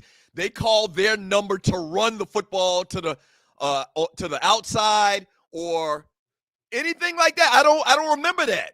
I remember them when the pocket broke down, they couldn't find an open receiver, they tucked it and ran. Okay. I don't remember them calling their number in the huddle. All right, so I'm going to do a veer option to the right, and I'm just going to tuck it and I'm going to run.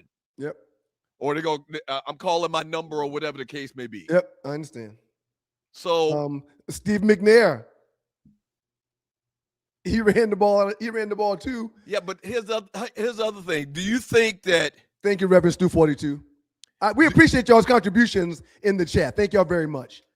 Here's the thing about it. Do the same way I explained earlier that there were players. I understand.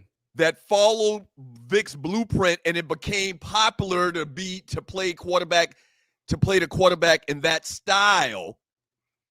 Do you think that there was a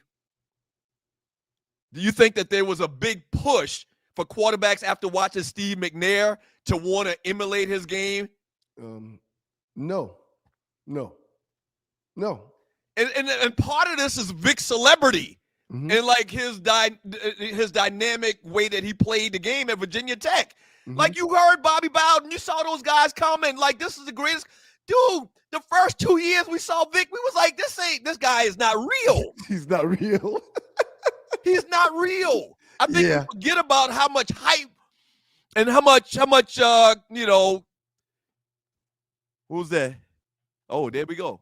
Just a big jersey. I think we forget sometimes about how much hype this guy had when he first hit the field at Virginia Tech, and then subsequently throughout his first couple of years in Atlanta. It's a hard one for me, man. I just, I don't think it's the Hall of Good. I think it's the Hall of Great, and I do think that Vic was a great player, but his time was limited because of reasons of his own doing. And I just, it's a tough one, man. It's a real tough one. Mm-hmm. Yeah. What year did Bobby Bowden pass? Very interesting. Oh, Bobby Bowden's been gone for many years. Golly, I forgot about Bobby passing. Bobby Bowden's been dead. That's the CTE. Been dead, yeah. So I guess the conversation is starting now because this is like the first time that I had seen any conversation about, Vic in the Hall of Fame, where someone actually asked him about that. And I also saw a lot of people, make it sound like Vic's trying to hype himself up. Like he's trying to campaign. If somebody asked him a question, he better give his own damn answer. I don't want to hear that. Somebody asked him a question, he answered. Yeah, I don't want to hear that. I mean, all he could say is, I don't know.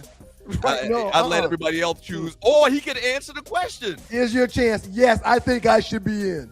Right. I'm damn sure going to advocate for myself. Real quick, man. Go to before we move further, and up next we'll be getting into the last 48. Looking forward to that. Shouts out to the great Joe Hamilton. This is his family at his son's signing day yesterday at Landmark Christian High School. Skylar Hamilton will be going to play college football at Army in West Point, New York. Shouts out to Skylar, man. When I tell you that the entire school was at the signing day, they shut down classes for an hour to come show that man love and respect for what he's done for that institution. Wait a minute. So where was it at? I'm sorry. Landmark Christian. Okay. I'm looking forward to the young man and see what he can do at the next level, man. Come from good stock. He's going to be amazing. Yeah. He's ahead of his time. He's going to be amazing. Shouts out to you, Skylar. Congratulations, man. Super proud of you, dude. Go do your thizzle. All right, Classic Stew coming up next. And when we get back from the break. Last 48. Don't go away. 2 Live Stews experience. Needles? Man, please. I retired from those when I hung up my cleats. Why get poked when you can snack your way slim? Brain IQ chews are all natural, taste great, and keep you in the game. Shots hurt, chews work. BrainIQ.com/REF/OneLiveStew. BrainIQHealth.com/REF/OneLiveStew. Brain IQ chews. Smarter than shots, stronger than excuses.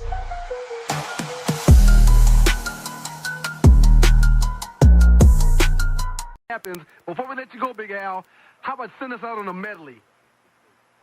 But I tell you what. To all y'all Heat haters and Heat fans, come on and go with me. There's something new for you to see. Just relax, Just relax. And we see y'all next year in the finals. You the man, Big Al.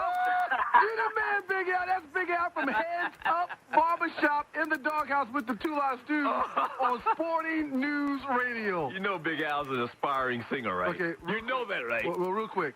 You know that, right? Big Al. What up, Big Al? Big Al might have a part on this show. Big Al might have a part on this show. I love that. I like that. I love that. And Big Al kept it real, too. He gave us a Miami perspective. I love that. Now, talking about the Miami perspective, you're in the doghouse with the Two Live Stews, Sporting News Radio. Welcome back to you guys. The Two Live Stews. Just for Ron to make up of those stews. Hey, Headed to Miami. We get to Miami fairly early, man. You want to pull up on Big Al at Heads Up Barbershop and go say what's up? Yeah, Will we have time for that? I don't know about that. That might be in like Carroll City or something like that. Huh?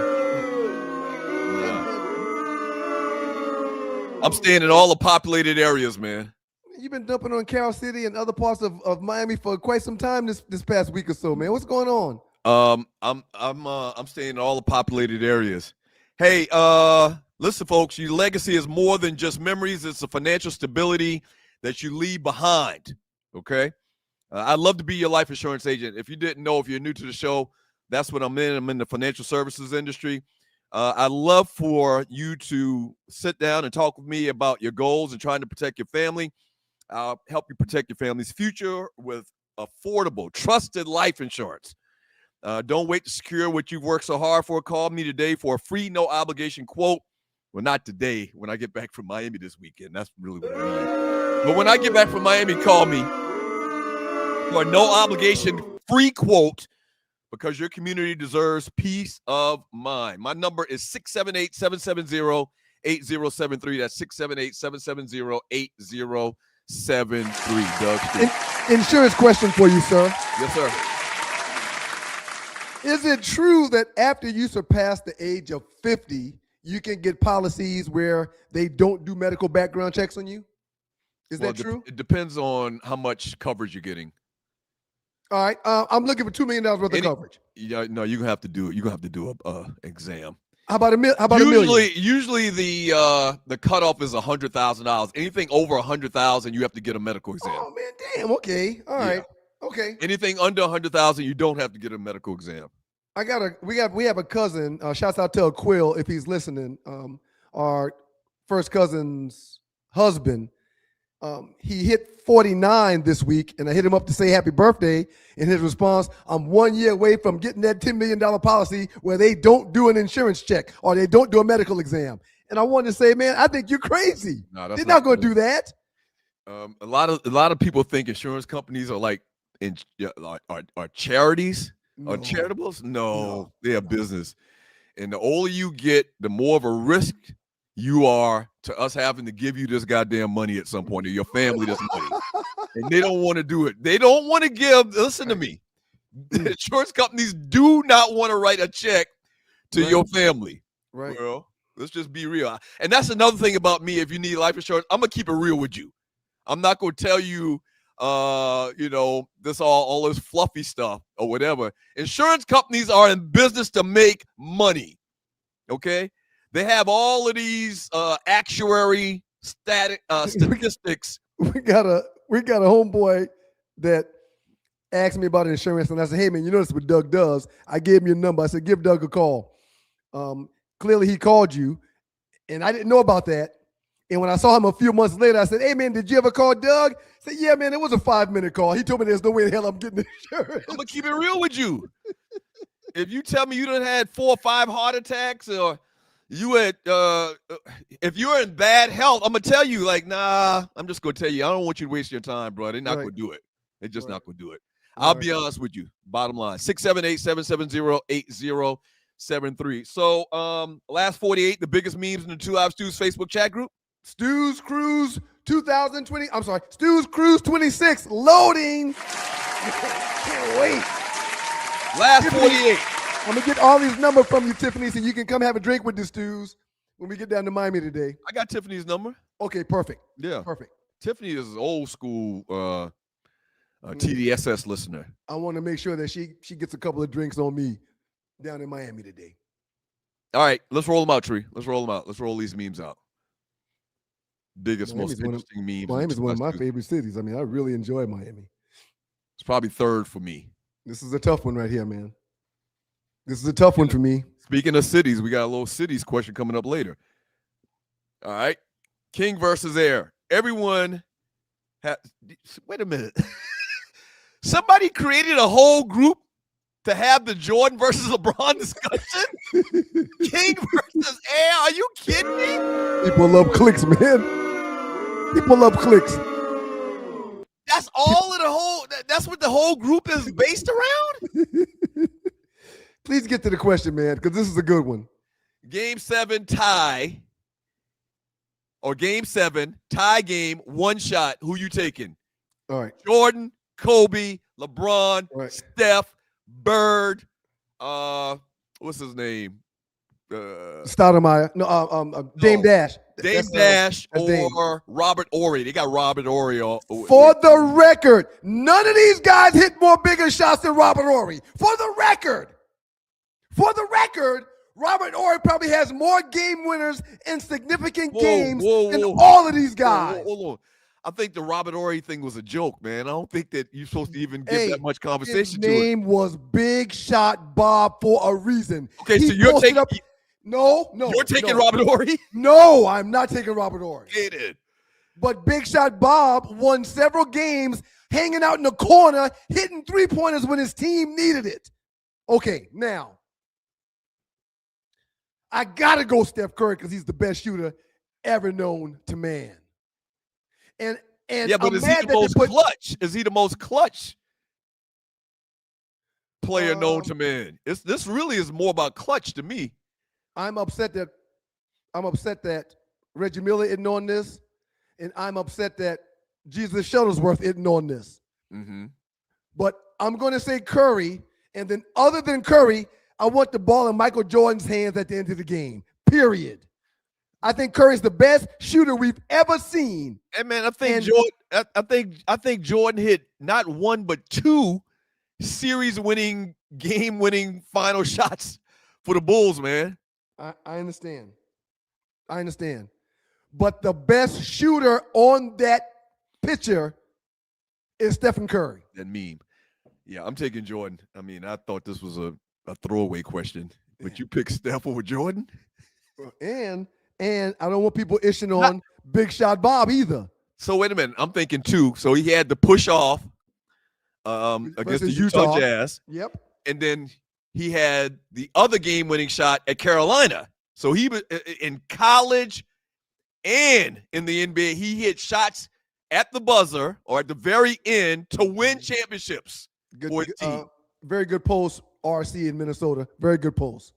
We've seen Steph Curry miss Game 7 jumpers in the finals. Yeah. Yeah. Jordan's clutch. He's going to find a way to win. Mm-hmm. That was a good one. I really enjoyed that one. Okay. All right. You're watching the 2 Live Stews experience. Hey, do us a favor. Make sure you hit the share button. Share the show. Everybody listening, watching the show right now, please hit the share button and share the show. We'd appreciate it. Which professional sports team has the best retro logo? I like this type of thing. Yeah, me too. Which one you like best? I love the Dolphin with the helmet on. I love the Buccaneer with the knife in his mouth. But, man, the Patriot holding the football, snapping the football is gorgeous to me. I know you hate everything New England, but that's gorgeous to me. Out of all these logos, you pick a colonizer in a three-point stance, hiking the football. I knew that's where you was going. Are you serious? I knew you were going to go there. All of these great logos, you pick a colonizer in a three-point stance about to hike the ball. He ready, man. With a perm. He ready, man. He got on one of them hats, them Patriot hats. I hate that Denver didn't keep wearing their throwback uniforms in the playoffs. They went back to the new ones. Yeah. But the Denver Bronco, the big D with the Bronco in the middle of it is classic. And you know what else is classic too? You chose the colonizer. You know what else is classic too? That Pistons logo. The Detroit Pistons was, yeah. The Pistons, that's that Pistons logo that they wore. I think Grant Hill was playing for them at that time. Hey man, I had free season tickets to Detroit when I lived right up the street from the Palace when I was in Detroit my first year, and I went to just about every home game at least for an hour. My rookie year, man, I went to every Detroit Pistons home game, man. I'm drawing a blank with the yellow horse with the little fire coming out. I don't know who that is, which is crazy. It's got to be a hockey team.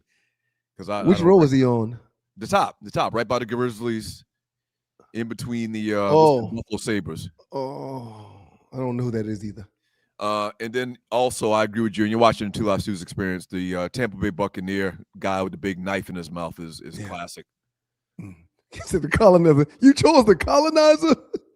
I knew. I didn't think you would do that, man. Oh man, you guys, man.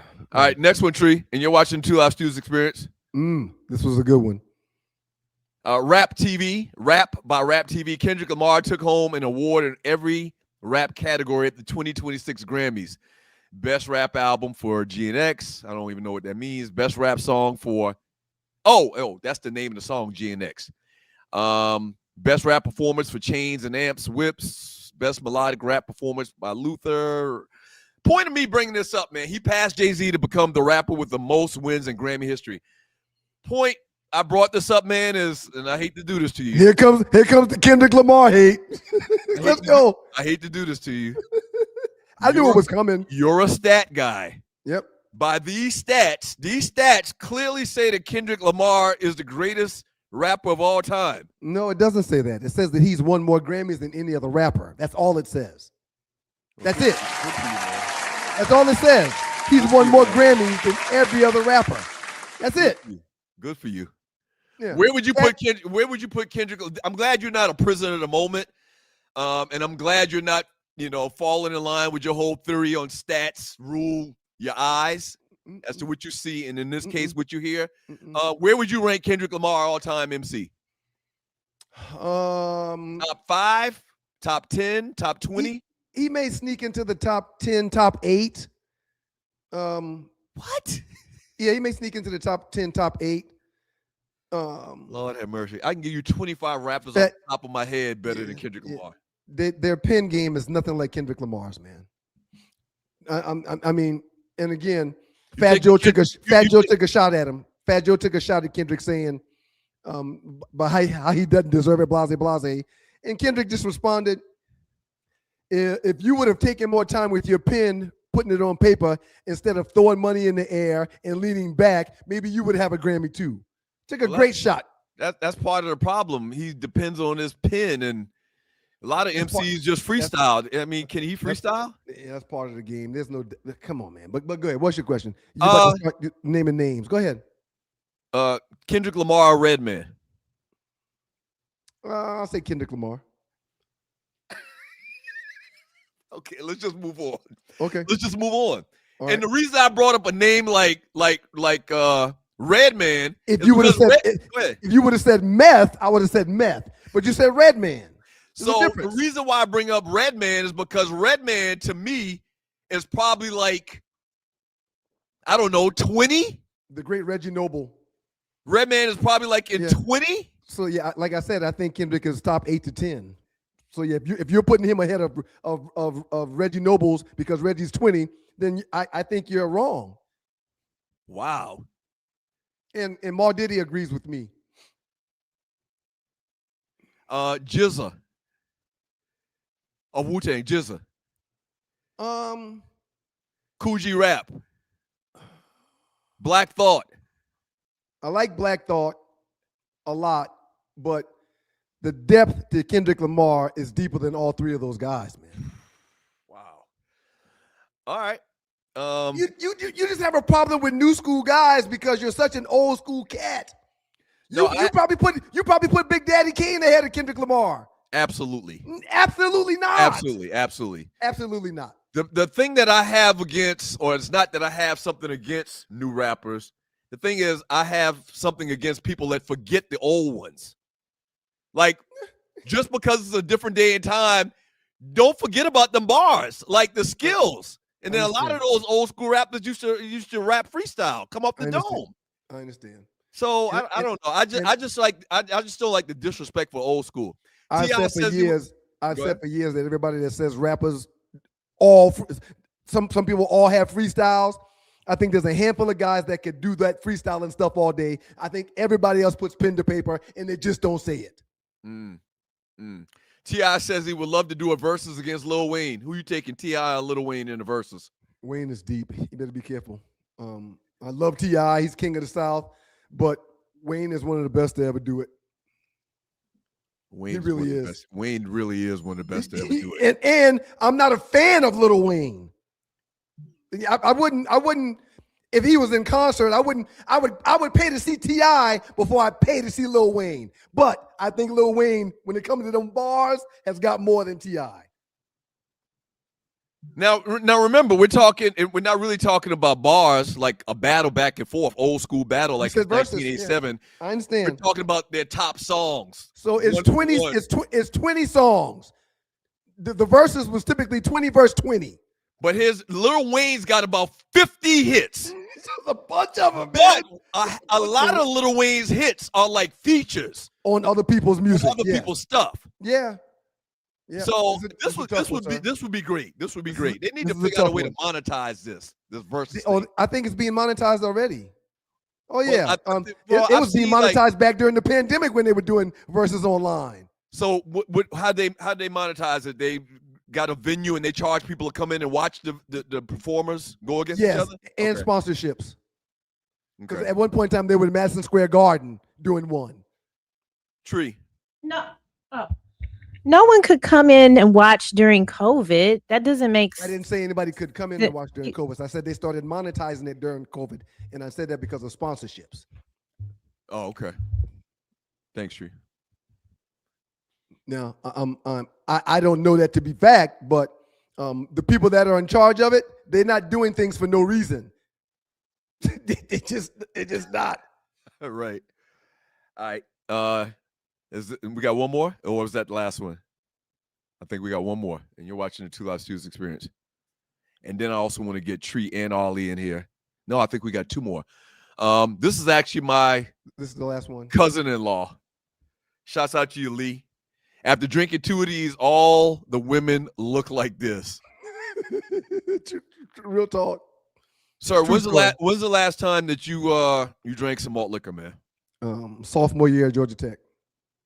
And it was one of these. It was one of these. Old goal. What was the reason why that was your last one your sophomore year at Georgia Tech? I drank one of these and felt like doo-doo the next morning because we had a couple of shots. And I'm like, I'm never drinking that malt liquor again. And that was it. Sophomore year. Pretty much the same experience, man. It was one day I just woke up and said, man, I can't do that shit. Why am I doing that? One day I just woke up and was like, I'm done. I'm out of the malt liquor game. Just like I'm out of the gummy game. In 1992, I had a night where I drank like a 40 and a half. And the next morning I felt like freaking Frankenstein. Halfway through this 40, my sophomore year, I started regretting it, but I didn't want to waste it. It was already warm. It didn't taste good. And I'm like, man, when I get through with this one, I'm never doing this again. You can't drink warm malt liquor, man. And then look at the imaging. Look at the two beautiful black women standing beside it, scantily clad. Right. Who was their market? Me and you. Me and you. Scrippers at the shoe show.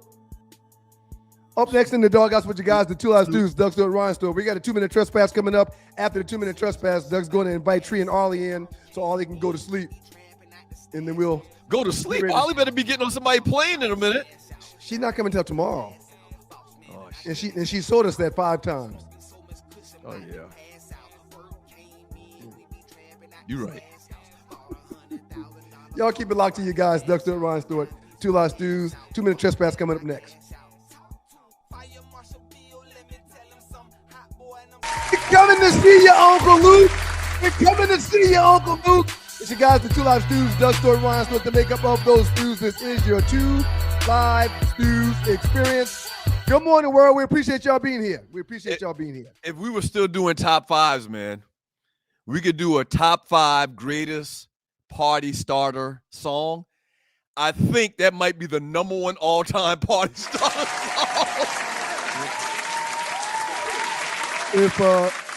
If you and your girlfriend have some scruples, we'll still be doing top 5. It was one of the best segments we've ever had. Unfortunately, we can't do them anymore. So shout out to your Uncle Luke. Can you think of a song other than that when it came on? So that was like 92. So it was like my senior year of college. So you were still in high school, right? No, Club Excess. I was the brother in 92, sir. Club Excess. That's right. Club Excess. Club Excess. Yep.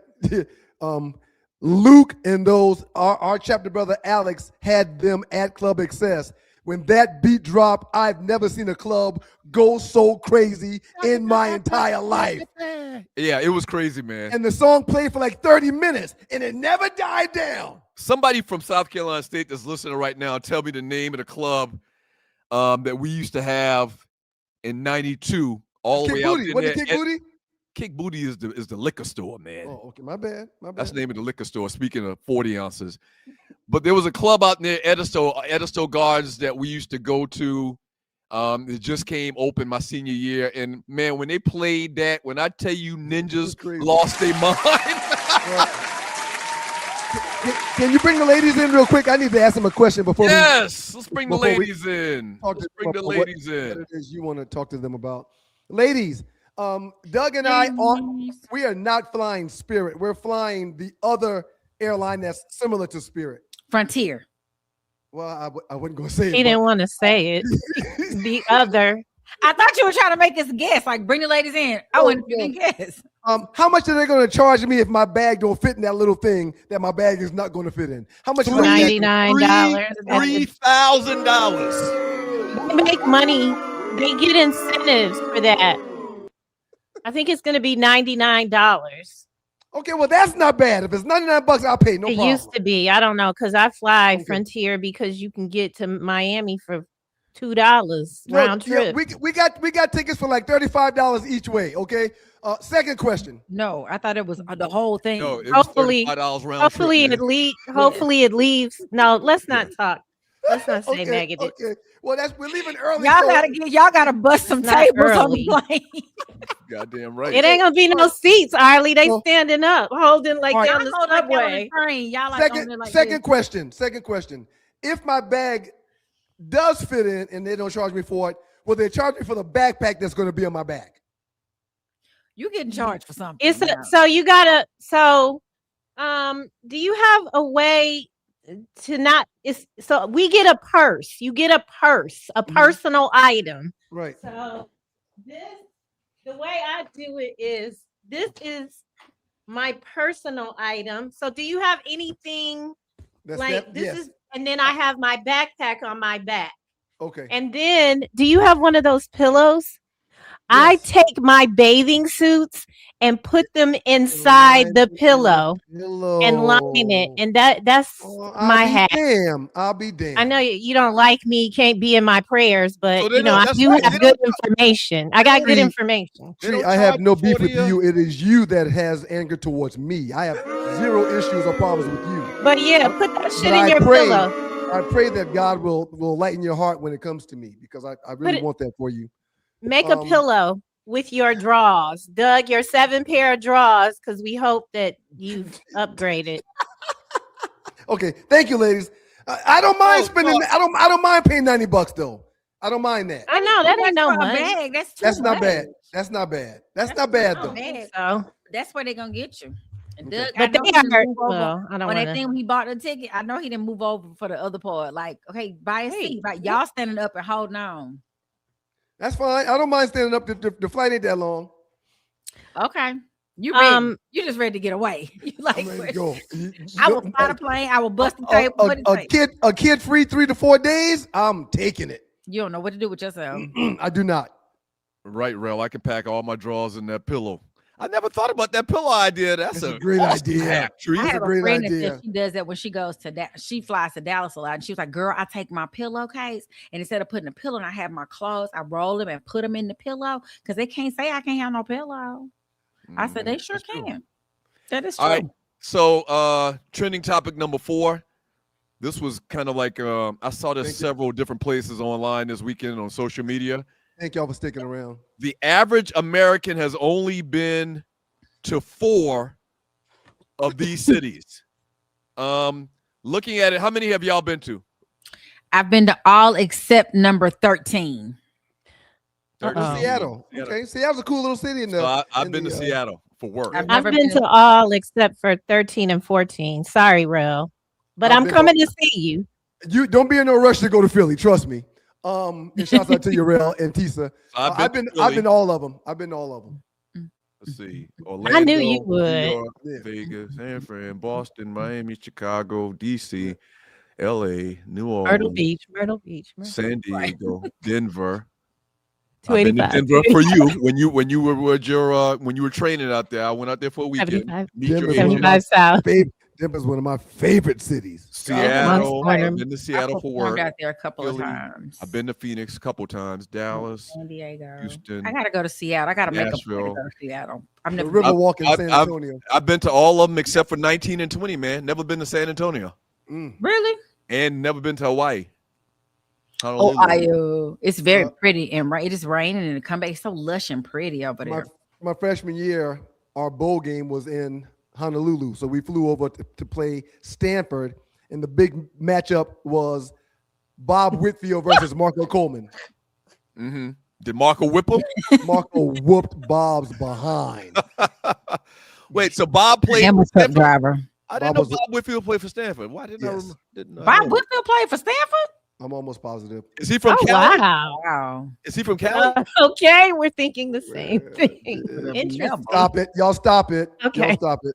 What y'all saying that man don't have enough intelligence to get into Stanford? No, but I know Stanford is one of them places that literally they weren't playing that game with athletes then. They were one of the schools that still held. Like you gotta have sense. So he might just be really smart. So y'all look like y'all clutch y'all pearls. Bob Whitfield got into Stanford. Yeah. Bob Whitfield is ignorant as he was acting back then. Offensive tackle, Stanford Cardinals, first round draft pick in Wow. 1996. Yep, he was in Stanford. Yep. Impressive. And if you know Bob, he's a very intelligent dude. So Bob Whitfield, people listening, watching the show right now, like, who the hell is this Bob Whitfield? Bob Whitfield played offensive tackle for the Atlanta Falcons. Yep. But Tree and Ollie know him from some reality show, probably. Well, I knew him because he played football, and I knew people who had played football, but I don't think I've ever met him. Good dude, real good dude. Real good dude. He listens to the show from time to time. Hey, intelligent Stanford grad. He's got one of the biggest studios in downtown Atlanta. I can't think of the name of the studio right now. Patchwork Studios. Yeah, I used to go there and do. I think my ex-husband, he had him as a client because that's why I know about Patchwork. Patchwork is Bob Whitfield's studio. I did not know that. Yeah, he doesn't go there. I talked to him a couple of weeks ago because I wanted to do a show in there, and he was like, "Yeah, it's man, still there in that house. It's still there." Some of the biggest songs that's ever been produced in the history of the You're world. right. Done in Came out of Patchwork. No Absolutely. Yep. His studio and Dallas Austin studio. They both have hits. But yeah, shouts out to the great Bob Whitfield. Appreciate Shout you, Bob. out to you, Stanford. Okay. I bet he knows people that one of my legal mentors graduated from Stanford. I bet they were there at the same time.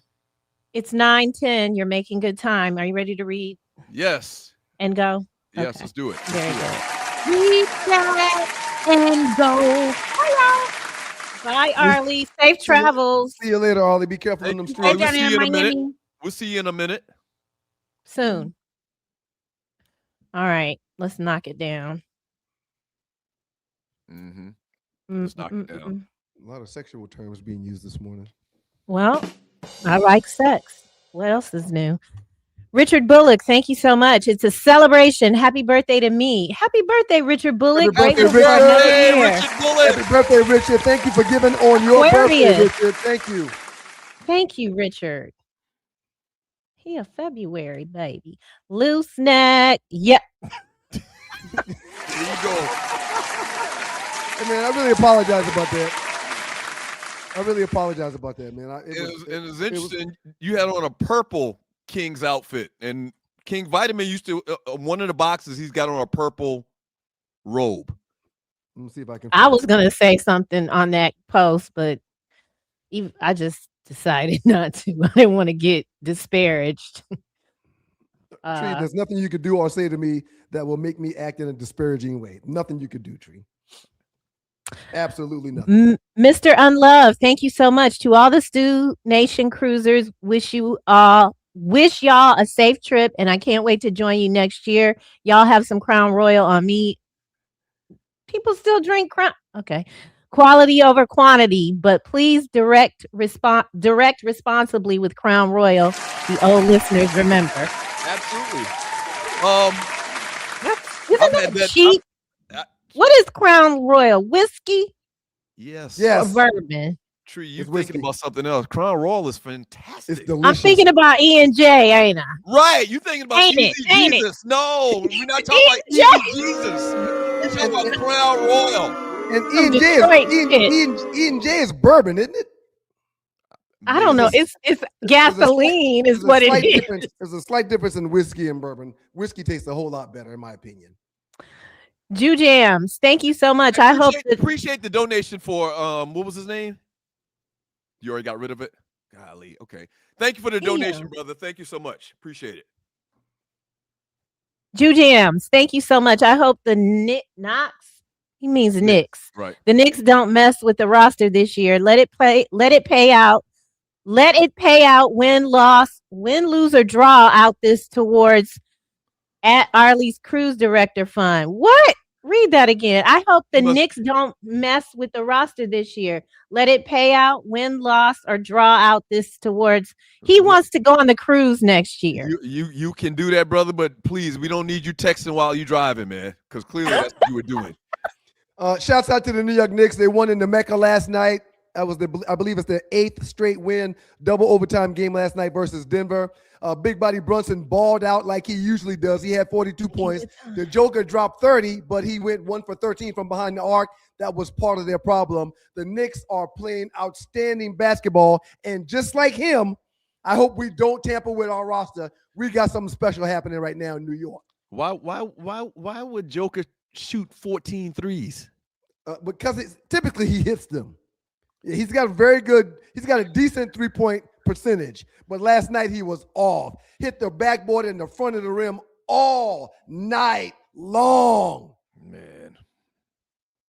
Griff, what up? What up, family? Getting ready to board the plane to MIA. Miami. Safe travels for those going. Ryan, word on the street is that Cuz may be there. Oh, the gold teeth. His cousin. Oh. Okay, Cuz. See you in a minute, Griff.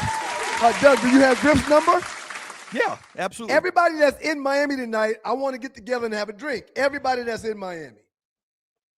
We could do that for the next 4 days. Jew Jams. I didn't say nothing about you. You're right. No, but I'm just saying, it sounds like you a dope dealer or something. Right. I'm gonna celebrate Because my he's people offering.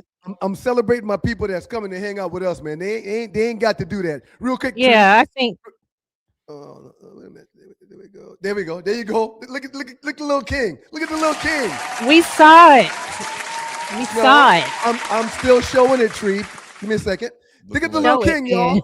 Show it. Show it, little king. Little king. Yeah. Look like the black. I'm a fan. Chitar did that for me. I love Chitar. Jew Jams, thank you. They may be waiting to let all three of them in together. They may be waiting to let all three of them in together. Again, okay, this texting and driving. Belichick, Kraft, and Brady. Maybe they are. Again, man, that would be an historic Hall of Fame ceremony for an historic group of guys. Okay? I mean, cheating bastard. The cheating bastard ceremony. That's what they call it, the cheating bastard ceremony. You are funny. CBC. Loose neck. Belichick, Kraft, Brady, the spy camera, and the deflated footballs go in the Hall of Fame together. Take it all. Yeah. I do think there's something there. Something about that Epstein list. Whoever said that earlier, I would tend to maybe lean into that without having any proof. Loose neck side. Thank you. 80 found out he was traded when his life Albert break. Let's talk about that. Let's talk about that real quick, Doug. Traded to the DC. Terrible. DC. The Dallas Mavericks traded Luka Doncic for a guy that stays injured They willingly gave away Luka for this guy, and this guy, 31 games of Anthony Davis's. When it comes to that trade, he played 31 out of 83 games for Dallas. 31. Mm-hmm. AD has missed 54 games out of a possible 83 in Dallas. That's the stat I was looking for. And AD has missed at least 60 games in the last 5 seasons. Mm-hmm. Sir, that's why Dallas fired everybody that had anything to do with this. They had no business getting rid of Luka for this guy. Yeah, I mean, clearly, after the fact, they didn't know that the dude would be this injury prone. He's always been injury prone. Right. Right. But did you realize he's a 10-time All-Star? Do you remember that he's on the NBA All 75th anniversary team? If he gets the 20 and 10 this year, he'll be like the first guy in the NBA to average that over a decade. But while missing freaking 50 games a year every year, though. Yeah. I want to ask y'all something, but in a minute. We gotta go ahead and pay homage right now to the people. I'm using my finger to run the show today, so thank you for your patience. Fingers seem to be strong. Shout out to you, brother man. We appreciate you, brother man. The brother man, not the other man. Thank you, sir. Thank you, sir. Thank you, brother man. Hey, Doug, Ryan, Arlie, and Tree. What up, though? It's hard to rate the GOAT rap artist because it's very nuanced between lyrics, hits, and body of work. Have a wonderful cruise. Thank you. Thank you, brother man. Wish you were going on the cruise, brother man. Tree, you're not really a big rap fan like that, are you? Where you can rank like top 50 rappers? You got 50 Not rappers? 50. Not 50. That's impossible. Osiris. Shout out to you, Osiris. Wow. Thank you, dog. Thank you.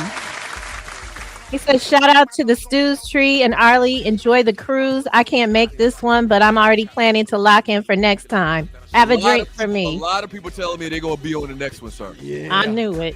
A lot of people I saying knew they're it. going to be on the next one. Yep.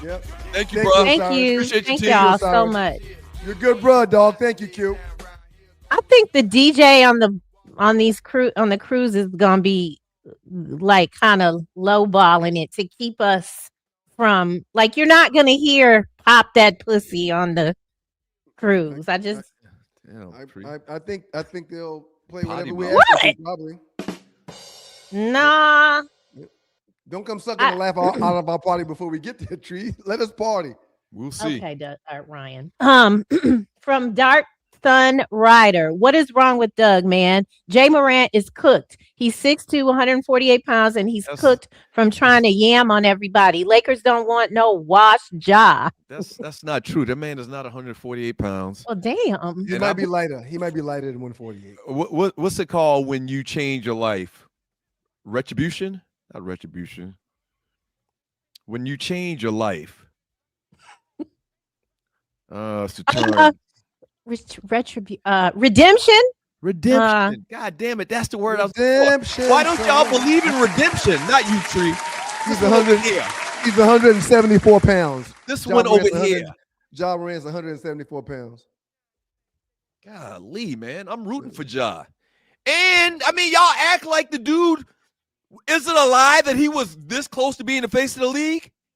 No one said that. No one said he was not close to being the face of the league. No one said that. So if he was that close then, he could be it.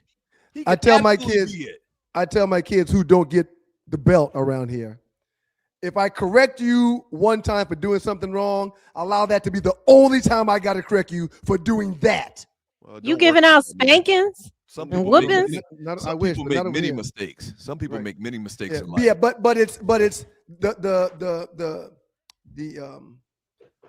what's it called? Self-inflicted. The self-inflicted mistakes over and over and over is terrible. Right. The insanity doing the same. Everyone makes mistakes. We all make mistakes, but to do them over and over and over like Ja is insanity. I wish I really, really am glad that people didn't write me off after a mistake or 5 or 10 that I made in my life. But okay, man. But if you keep making the same mistake, you are you're a dumbass. If you keep making the same mistake over and over and over, you're a dumbass. Well, Dark Sun Rider's not done with you yet. Thank you for another donation. Doug really said he wants that fake, always heard wannabe drill rapper on the Lakers. Doug is on something. Wow. My God, your tongue is powerful, Dark Sun Rider. Thank you, Dark Sun Rider. We appreciate you, man. Wow. I just think he likes to debate and argue sometimes because this week has been a bunch of fluff about stuff that he just shouldn't be screaming about. Well, I look at a lot of things very different than you. That's all, man. Yep. Loose neck. Arlie will be wearing a name tag on the boat that says, "Stick around, Arlie." Arlie, can you stick around? Hey, yo. No, but I just want y'all's opinions on those topics, those number 4 trending topics. Thank you, Benjamin Edwards. I think he's from Detroit. What up, though, Stu's Cruise? I'm so ready for this cruise in Miami. Also, this is a Detroiter coming to Ollie, make sure I have his number, please. Make sure I have his number. I'm gonna let him know where we're gonna be hanging out. So I purposely didn't buy the liquor package. Oh, hell. I purposely didn't buy the liquor package because I'm using it as a way to put like a governor. You know what a governor is? They used to put the governor on a bus so the bus couldn't go but so fast. We don't need you to monitor people. No, I'm talking about myself. Oh, okay. Okay, good. What I'm saying is, if I get that liquor package, I'm gonna try to get my money's worth. Right. Okay. And I'm fine with having no liquor package because I intend on doing other things to be in the mind frame that I want to be in. I'm not in the gummy game. I've been out of the gummy game, and that's what it sounds like you're talking about. I didn't say nothing about no gummies. Okay. So yeah, I didn't buy the liquor package because I was like, if I don't buy the liquor package, then that means I won't be trying to get my money's worth and drink 5, 6, 7, 8 drinks a day. And even without the package, you can still buy drinks, so it's okay. That's okay. What I'll do. That's what I'm gonna do. That's what I'm gonna do. Thank you, Benjamin. We look forward to seeing you. And you're right, man. If I spend $80 a day on a liquor package, I'm drinking at least $100 worth of liquor. I'm drinking at least $80 to $150 worth of liquor. I didn't think about it like that, but that's a very good point. Yeah. Melvin Eccles, thank you so much. Hating ass siblings. See you up in Miami. Yeah, Melvin. We see you tonight, player. We see you tonight, Melvin. We're gonna take a bunch of pictures. Ryan's got the hashtag that we're gonna post the pictures under. Hashtag Stu's Cruise 26. What is it? And if you're renting a car, 2026. Stu's Cruise 2026 or Stu's Cruise 26. If you're renting a car and you have a problem down in Miami, don't think about calling Melvin Eccles from Bay 11 Towing. He's off. He's not gonna have his trucks. He's off. He's on He's not vacation gonna have this his trucks. weekend. But if you're in the ATL, his trucks will still be rolling while he's away. 404-770-6949. Bay 11 Towing promises you 2 things: to be on time and to be early when you call, and to have competitive pricing. Somebody else might charge you $290, and he's gonna charge you less than that. Just trust me. Bay 11 Towing. We appreciate you, Melvin. Shedrick Moore, thank you so much. He says, thank you for providing us with an experience this morning, and thank you for keeping me entertained while traveling to Sumter, South Carolina this morning. The Drake Sumter, South Carolina. What's the mascot? Wally Richardson. Sumter was, I don't remember. Was the Bulldog? The Gamecocks. Damn it, Gamecocks. That's right. Sumter Gamecocks. I never beat Sumter, sir, in 4 years. Never beat Sumter. They always had our number. Yeah, Tilldog. Great Tracy. Oh, sorry. No, you're good. You're good. Tilldog with the love boat meme. I always say if I win the lottery, my own daughters won't know until I'm dead. Begging heifers. Stop it. Still call Sound you like Shannon Sharp ass. Well, I'll tell you what. Don't do it. Don't.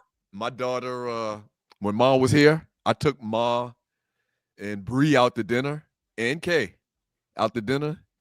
Whenever I pay for dinner, they always find the most extravagant, most luxurious restaurant in the city. Go ahead. Time out. Go ahead. I cashed that Bree money for that dinner. How much did you spend? We got to talk about that. Yeah. No, you didn't. Stop No, playing. yes, I did. Stop playing. I drove Ma to ATL and dropped off at Bree's. And before I left, I said, Bree, please take my mother out to dinner tonight. I will cash after you the money. This. It's 9:27, please. No, seriously, don't play like that. For real? I got All right, never mind. I don't want to talk For about real, it. man? I don't want to talk This is about wrong. Oh my, he's it. lying. He's lying, Douglas. No, I am not lying. Why would I lie? I don't do that. Oh God. He texting right now. Physically upset. Go ahead. Hold on. That is just money. True story. I sent her a little grip too to make sure to cover a mad for nice real? meal. Oh, he out of here. He getting down to the bottom of it. Keep on reading the chat tree. Oh shit. Cornelius, thank you so much. If Vic gets in, you shouldn't have a problem with Matt Ryan getting in. Vic never had back-to-back winning seasons. Come on, sir. I don't have a problem with Matt Ryan getting in if he gets in. I don't think he will, but I don't have a problem with him getting in. But mute. You're mute. You're muted. I told her I'll call her back. I gotta get back to work. Read that message one more time. It's a good one. If Vic gets in, you shouldn't have a problem with Matt Ryan getting in. Vic never had back-to-back winning seasons. Yeah, but Matt Ryan didn't change the game. Thank you, Cornell. Matt Ryan didn't change the game. And if Matt gets in, which I doubt he will, I wouldn't have a problem with that. It sounds like Matt Ryan is trending to get into the Football Hall of Fame, man. Yeah, he's brought in Stefanski. Wait a minute, let me make sure that people understand the major point about this my Vic debate. Okay. Michael Vick changed the game. Do you not see like the way that Vic changed the game? Or he was the reason a lot of the young guys play the game the way that they do. Matt Ryan did nothing no different than the other 5,000 quarterbacks that played in the NFL. I have no Just problem drop with back passer. Matt Ryan has brought in Kevin Stefanski. Matt Ryan brought in Kevin Stefanski's offensive lineman to work with the Falcons' offensive lineman. And allegedly, if the rumors are true, Matt Ryan is politicking, trying to get Dylan Gabriel in Atlanta. I don't believe that. I think that's just internet rumor. I hope so. I hope so. Hey, we got to get out of here. It's 9:30. All right, Cornell. Okay, Cornell is continuing on. Thank you so much for your donation. Donovan McNabb was a better quarterback than Vic, and he won't get in. Even though when they played each other in Philadelphia, Michael Vick beat Donovan McNabb in that championship game, if I'm not mistaken. No, they lost. They lost that game? Okay. I agree. The game we were at? The game we went to. Yeah. Yeah. I do think McNabb was a better overall quarterback than Michael Vick was. All right. McNabb didn't change the game. Agreed.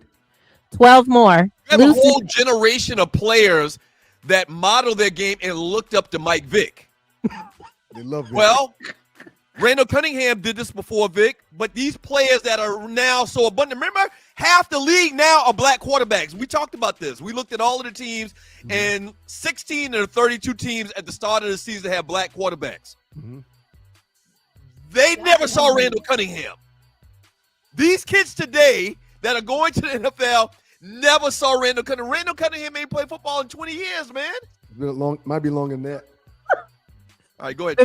Loose neck. The minute Doug starts seeing liquor stores and check cashing stores, he's turning the car around.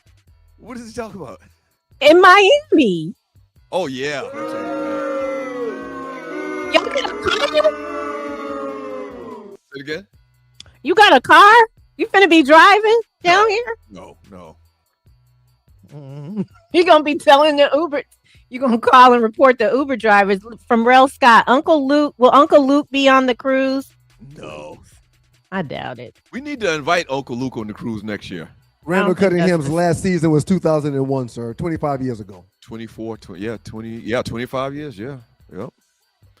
These kids today never saw Randall Cunningham, man. They weren't influenced by Randall Cunningham. No offense. I don't want to make it sound like I got something against Randall Cunningham. I'm trying to, downplay how great of a play he was. Look at Loose Neck picture, man. He got me with the sad face Jordan. Doug flying the cheapest airline to Miami. It has a plane on the wing. It has plane, Plain. Not plane. No, he just didn't know how to spell plane correctly. Nah, that was a good joke. That's pretty good. Busa. He said, thank you for your donation. Paying for bags costs more than the flight. Right. Yeah. They're not You got to work it. You got to work it or it's going to work you. Only thing holding me up is I have to dress a little warm, which is bigger clothes like this sweatsuit. Yeah, but you could put extra clothes down in there. Shoot. I have a frat brother that is very frugal, but he's got a couple $1 million in his account. When he travels, he doesn't travel with the bag. He puts all of his clothes on and travels. He layers up. He'll have 5 different outfits on, walking through the airport like this. I could never. That's actually pretty smart, man. That's what he does. Between you and your pillowcases and Ryan and his scarecrow friend dressed up in 50 different layers, they can't do nothing. They have to pay for bags again. Yeah. I've seen girls take shoes out of the bag to fit it down in the thing and put them on the sides of their pants because they not paying that money. You know what I look for? This is a guilty pleasure. I love seeing people get to the gate and try to put their bag in that, try to put their bag in that little space to show if you can take it on or not, or you have to pay, and they can't get it in.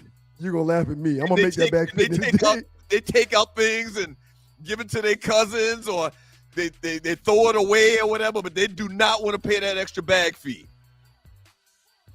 I love that. Tiffany Poodle in Portland. Welcome to Miami. She says she's in Miami with a day of adventures and the Michelin restaurant. Whoever's in town tonight, hit me up to kick it. She can't wait to cruise with the stews. So I got to hit up Tiffany, Griff, and who else? Tiffany Griff Melvin. Tiffany Griff Melvin. And the guy from Detroit. And the guy from Detroit. All they remember. I don't have it. Benjamin Edwards. Okay. Is his name. Doug, did you see the Chipper Jones story? No. What happened to Chipper Jones? This dude made a comment with all the Mexican, Latino, Dominican players he's played with, referring to ICE. When it comes to all these illegals, get more handcuffs. That was Chipper Jones's comment. Rel Scott says he won't be able to make the cruise this year. He and Tisa will be on the cruise next year. They're headed to Caesars Casino in Atlantic City. They got 2 suites for the Super Bowl party. Wow, that's what's the up. people. We got 2 suites. Too. So Rel can stay in one suite and Tisa can stay in the other. Good for you, Tisa. No, loose neck. There's nothing downtown. She by Sheree never came out. That's Bob Whitfield's ex-wife. Yeah, we don't want to talk about him too much. She made some allegations about him grabbing her neck. You tried that vanilla Crown Royal, man? That vanilla Crown Royal? I like it. I like it too. E&J is brandy. Crown Royal is Canadian whiskey. Bourbon is a whiskey from the state of Kentucky only. Outside of Kentucky, American whiskey is just called whiskey. Hence, Jack Daniels and others. Thank you, Mr. Eccles. Thank you, Melvin. 411-44770-6949. Thank you, Melvin. I don't know anything about brown liquor. Not really. I've been drinking that Crown, that vanilla Crown lately, and the berry. The chocolate is very good. And I do not have a hangover the next morning, man. That whiskey will I allow remember you to having a enjoy slight hangover. It's like they stepped their game up a little bit in the last couple of years, man. Millhouse wants us to know that it's his birthday tomorrow. Shout out to you, Millhouse. Aquarius, gang, safe travels, Stew Nation. As Rel said, don't come back pregnant.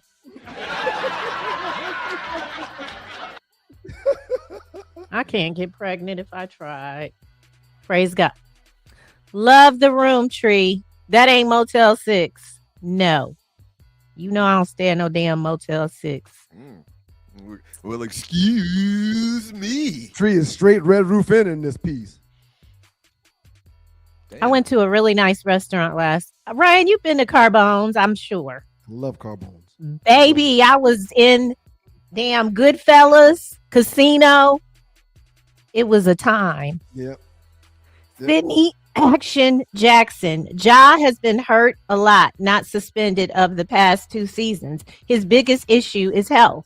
Yeah, man. The Lakers don't want that drama. I'm wishing for good health for Ja and good success. Me too. Thank you. Like see, Ryan does wish for people. Other people seems like they're praying for his downfall. Thank you, John Dingle. We appreciate you. Dingle, thank you. Thank you for always boy, I appreciate you, man. Keeping him in line. Thank you, John. Thank you, John. Ma Diddy, another great show. Safe travels, Doug, Ryan Tree, and Arlie, and all of the Stew Nation that's cruising. Can't wait to hear. It's gonna be epic. It's gonna be epic. Thank you, Ma Diddy. If y'all please make sure we're in the beginning stages of planning another trip later on this year. Stay tuned. Please make sure you use the hashtag. This will allow me to create videos. I don't want nobody sending me 9,000 pictures to my phone.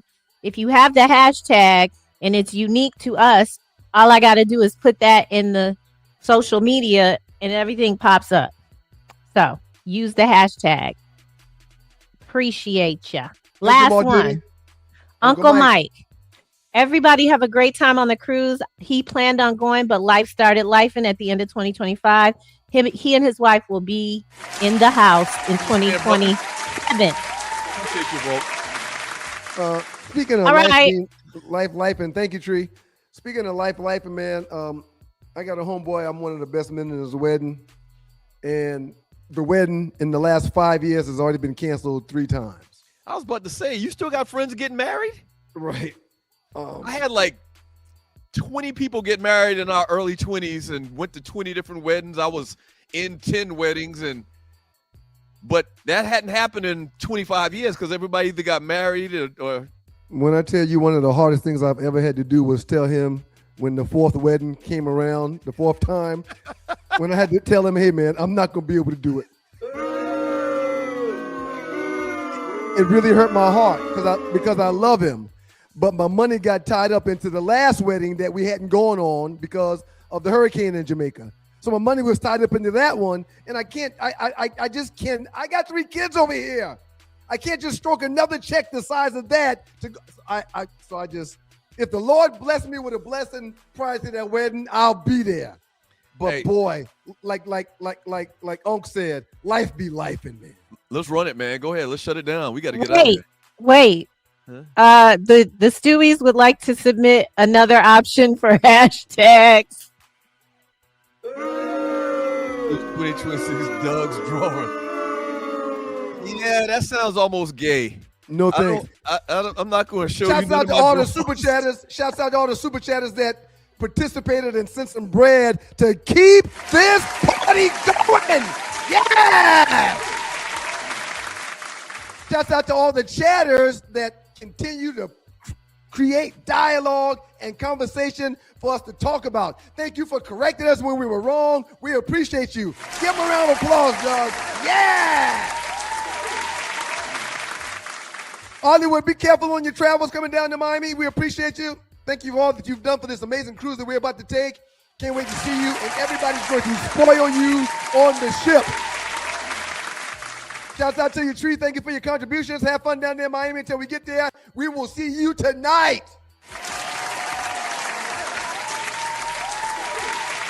The Dover Dog was in the building. He kicked ass all year with his top 5. Give it up to the Dover Dog, Reggie Carlton. And yeah, man, I don't know why you are apologizing for people that are doing stupid things over and over and over, but you get an A+ too. Well done. Good show today, sir. That's actually untrue. Yeah. What do you got for me? You got something for me? You got something for me? A+ for you, man. God is good all the time, and all the time God is good. If you don't know him, you need to find him and show him love. That's all he's showing you. Nothing but love. Yeah. Safe travels to everybody that's traveling down to Miami for the boat. Or the ship, not the boat. Safe travel, everybody that's already down there. We will see y'all tonight. Can't wait. Peace.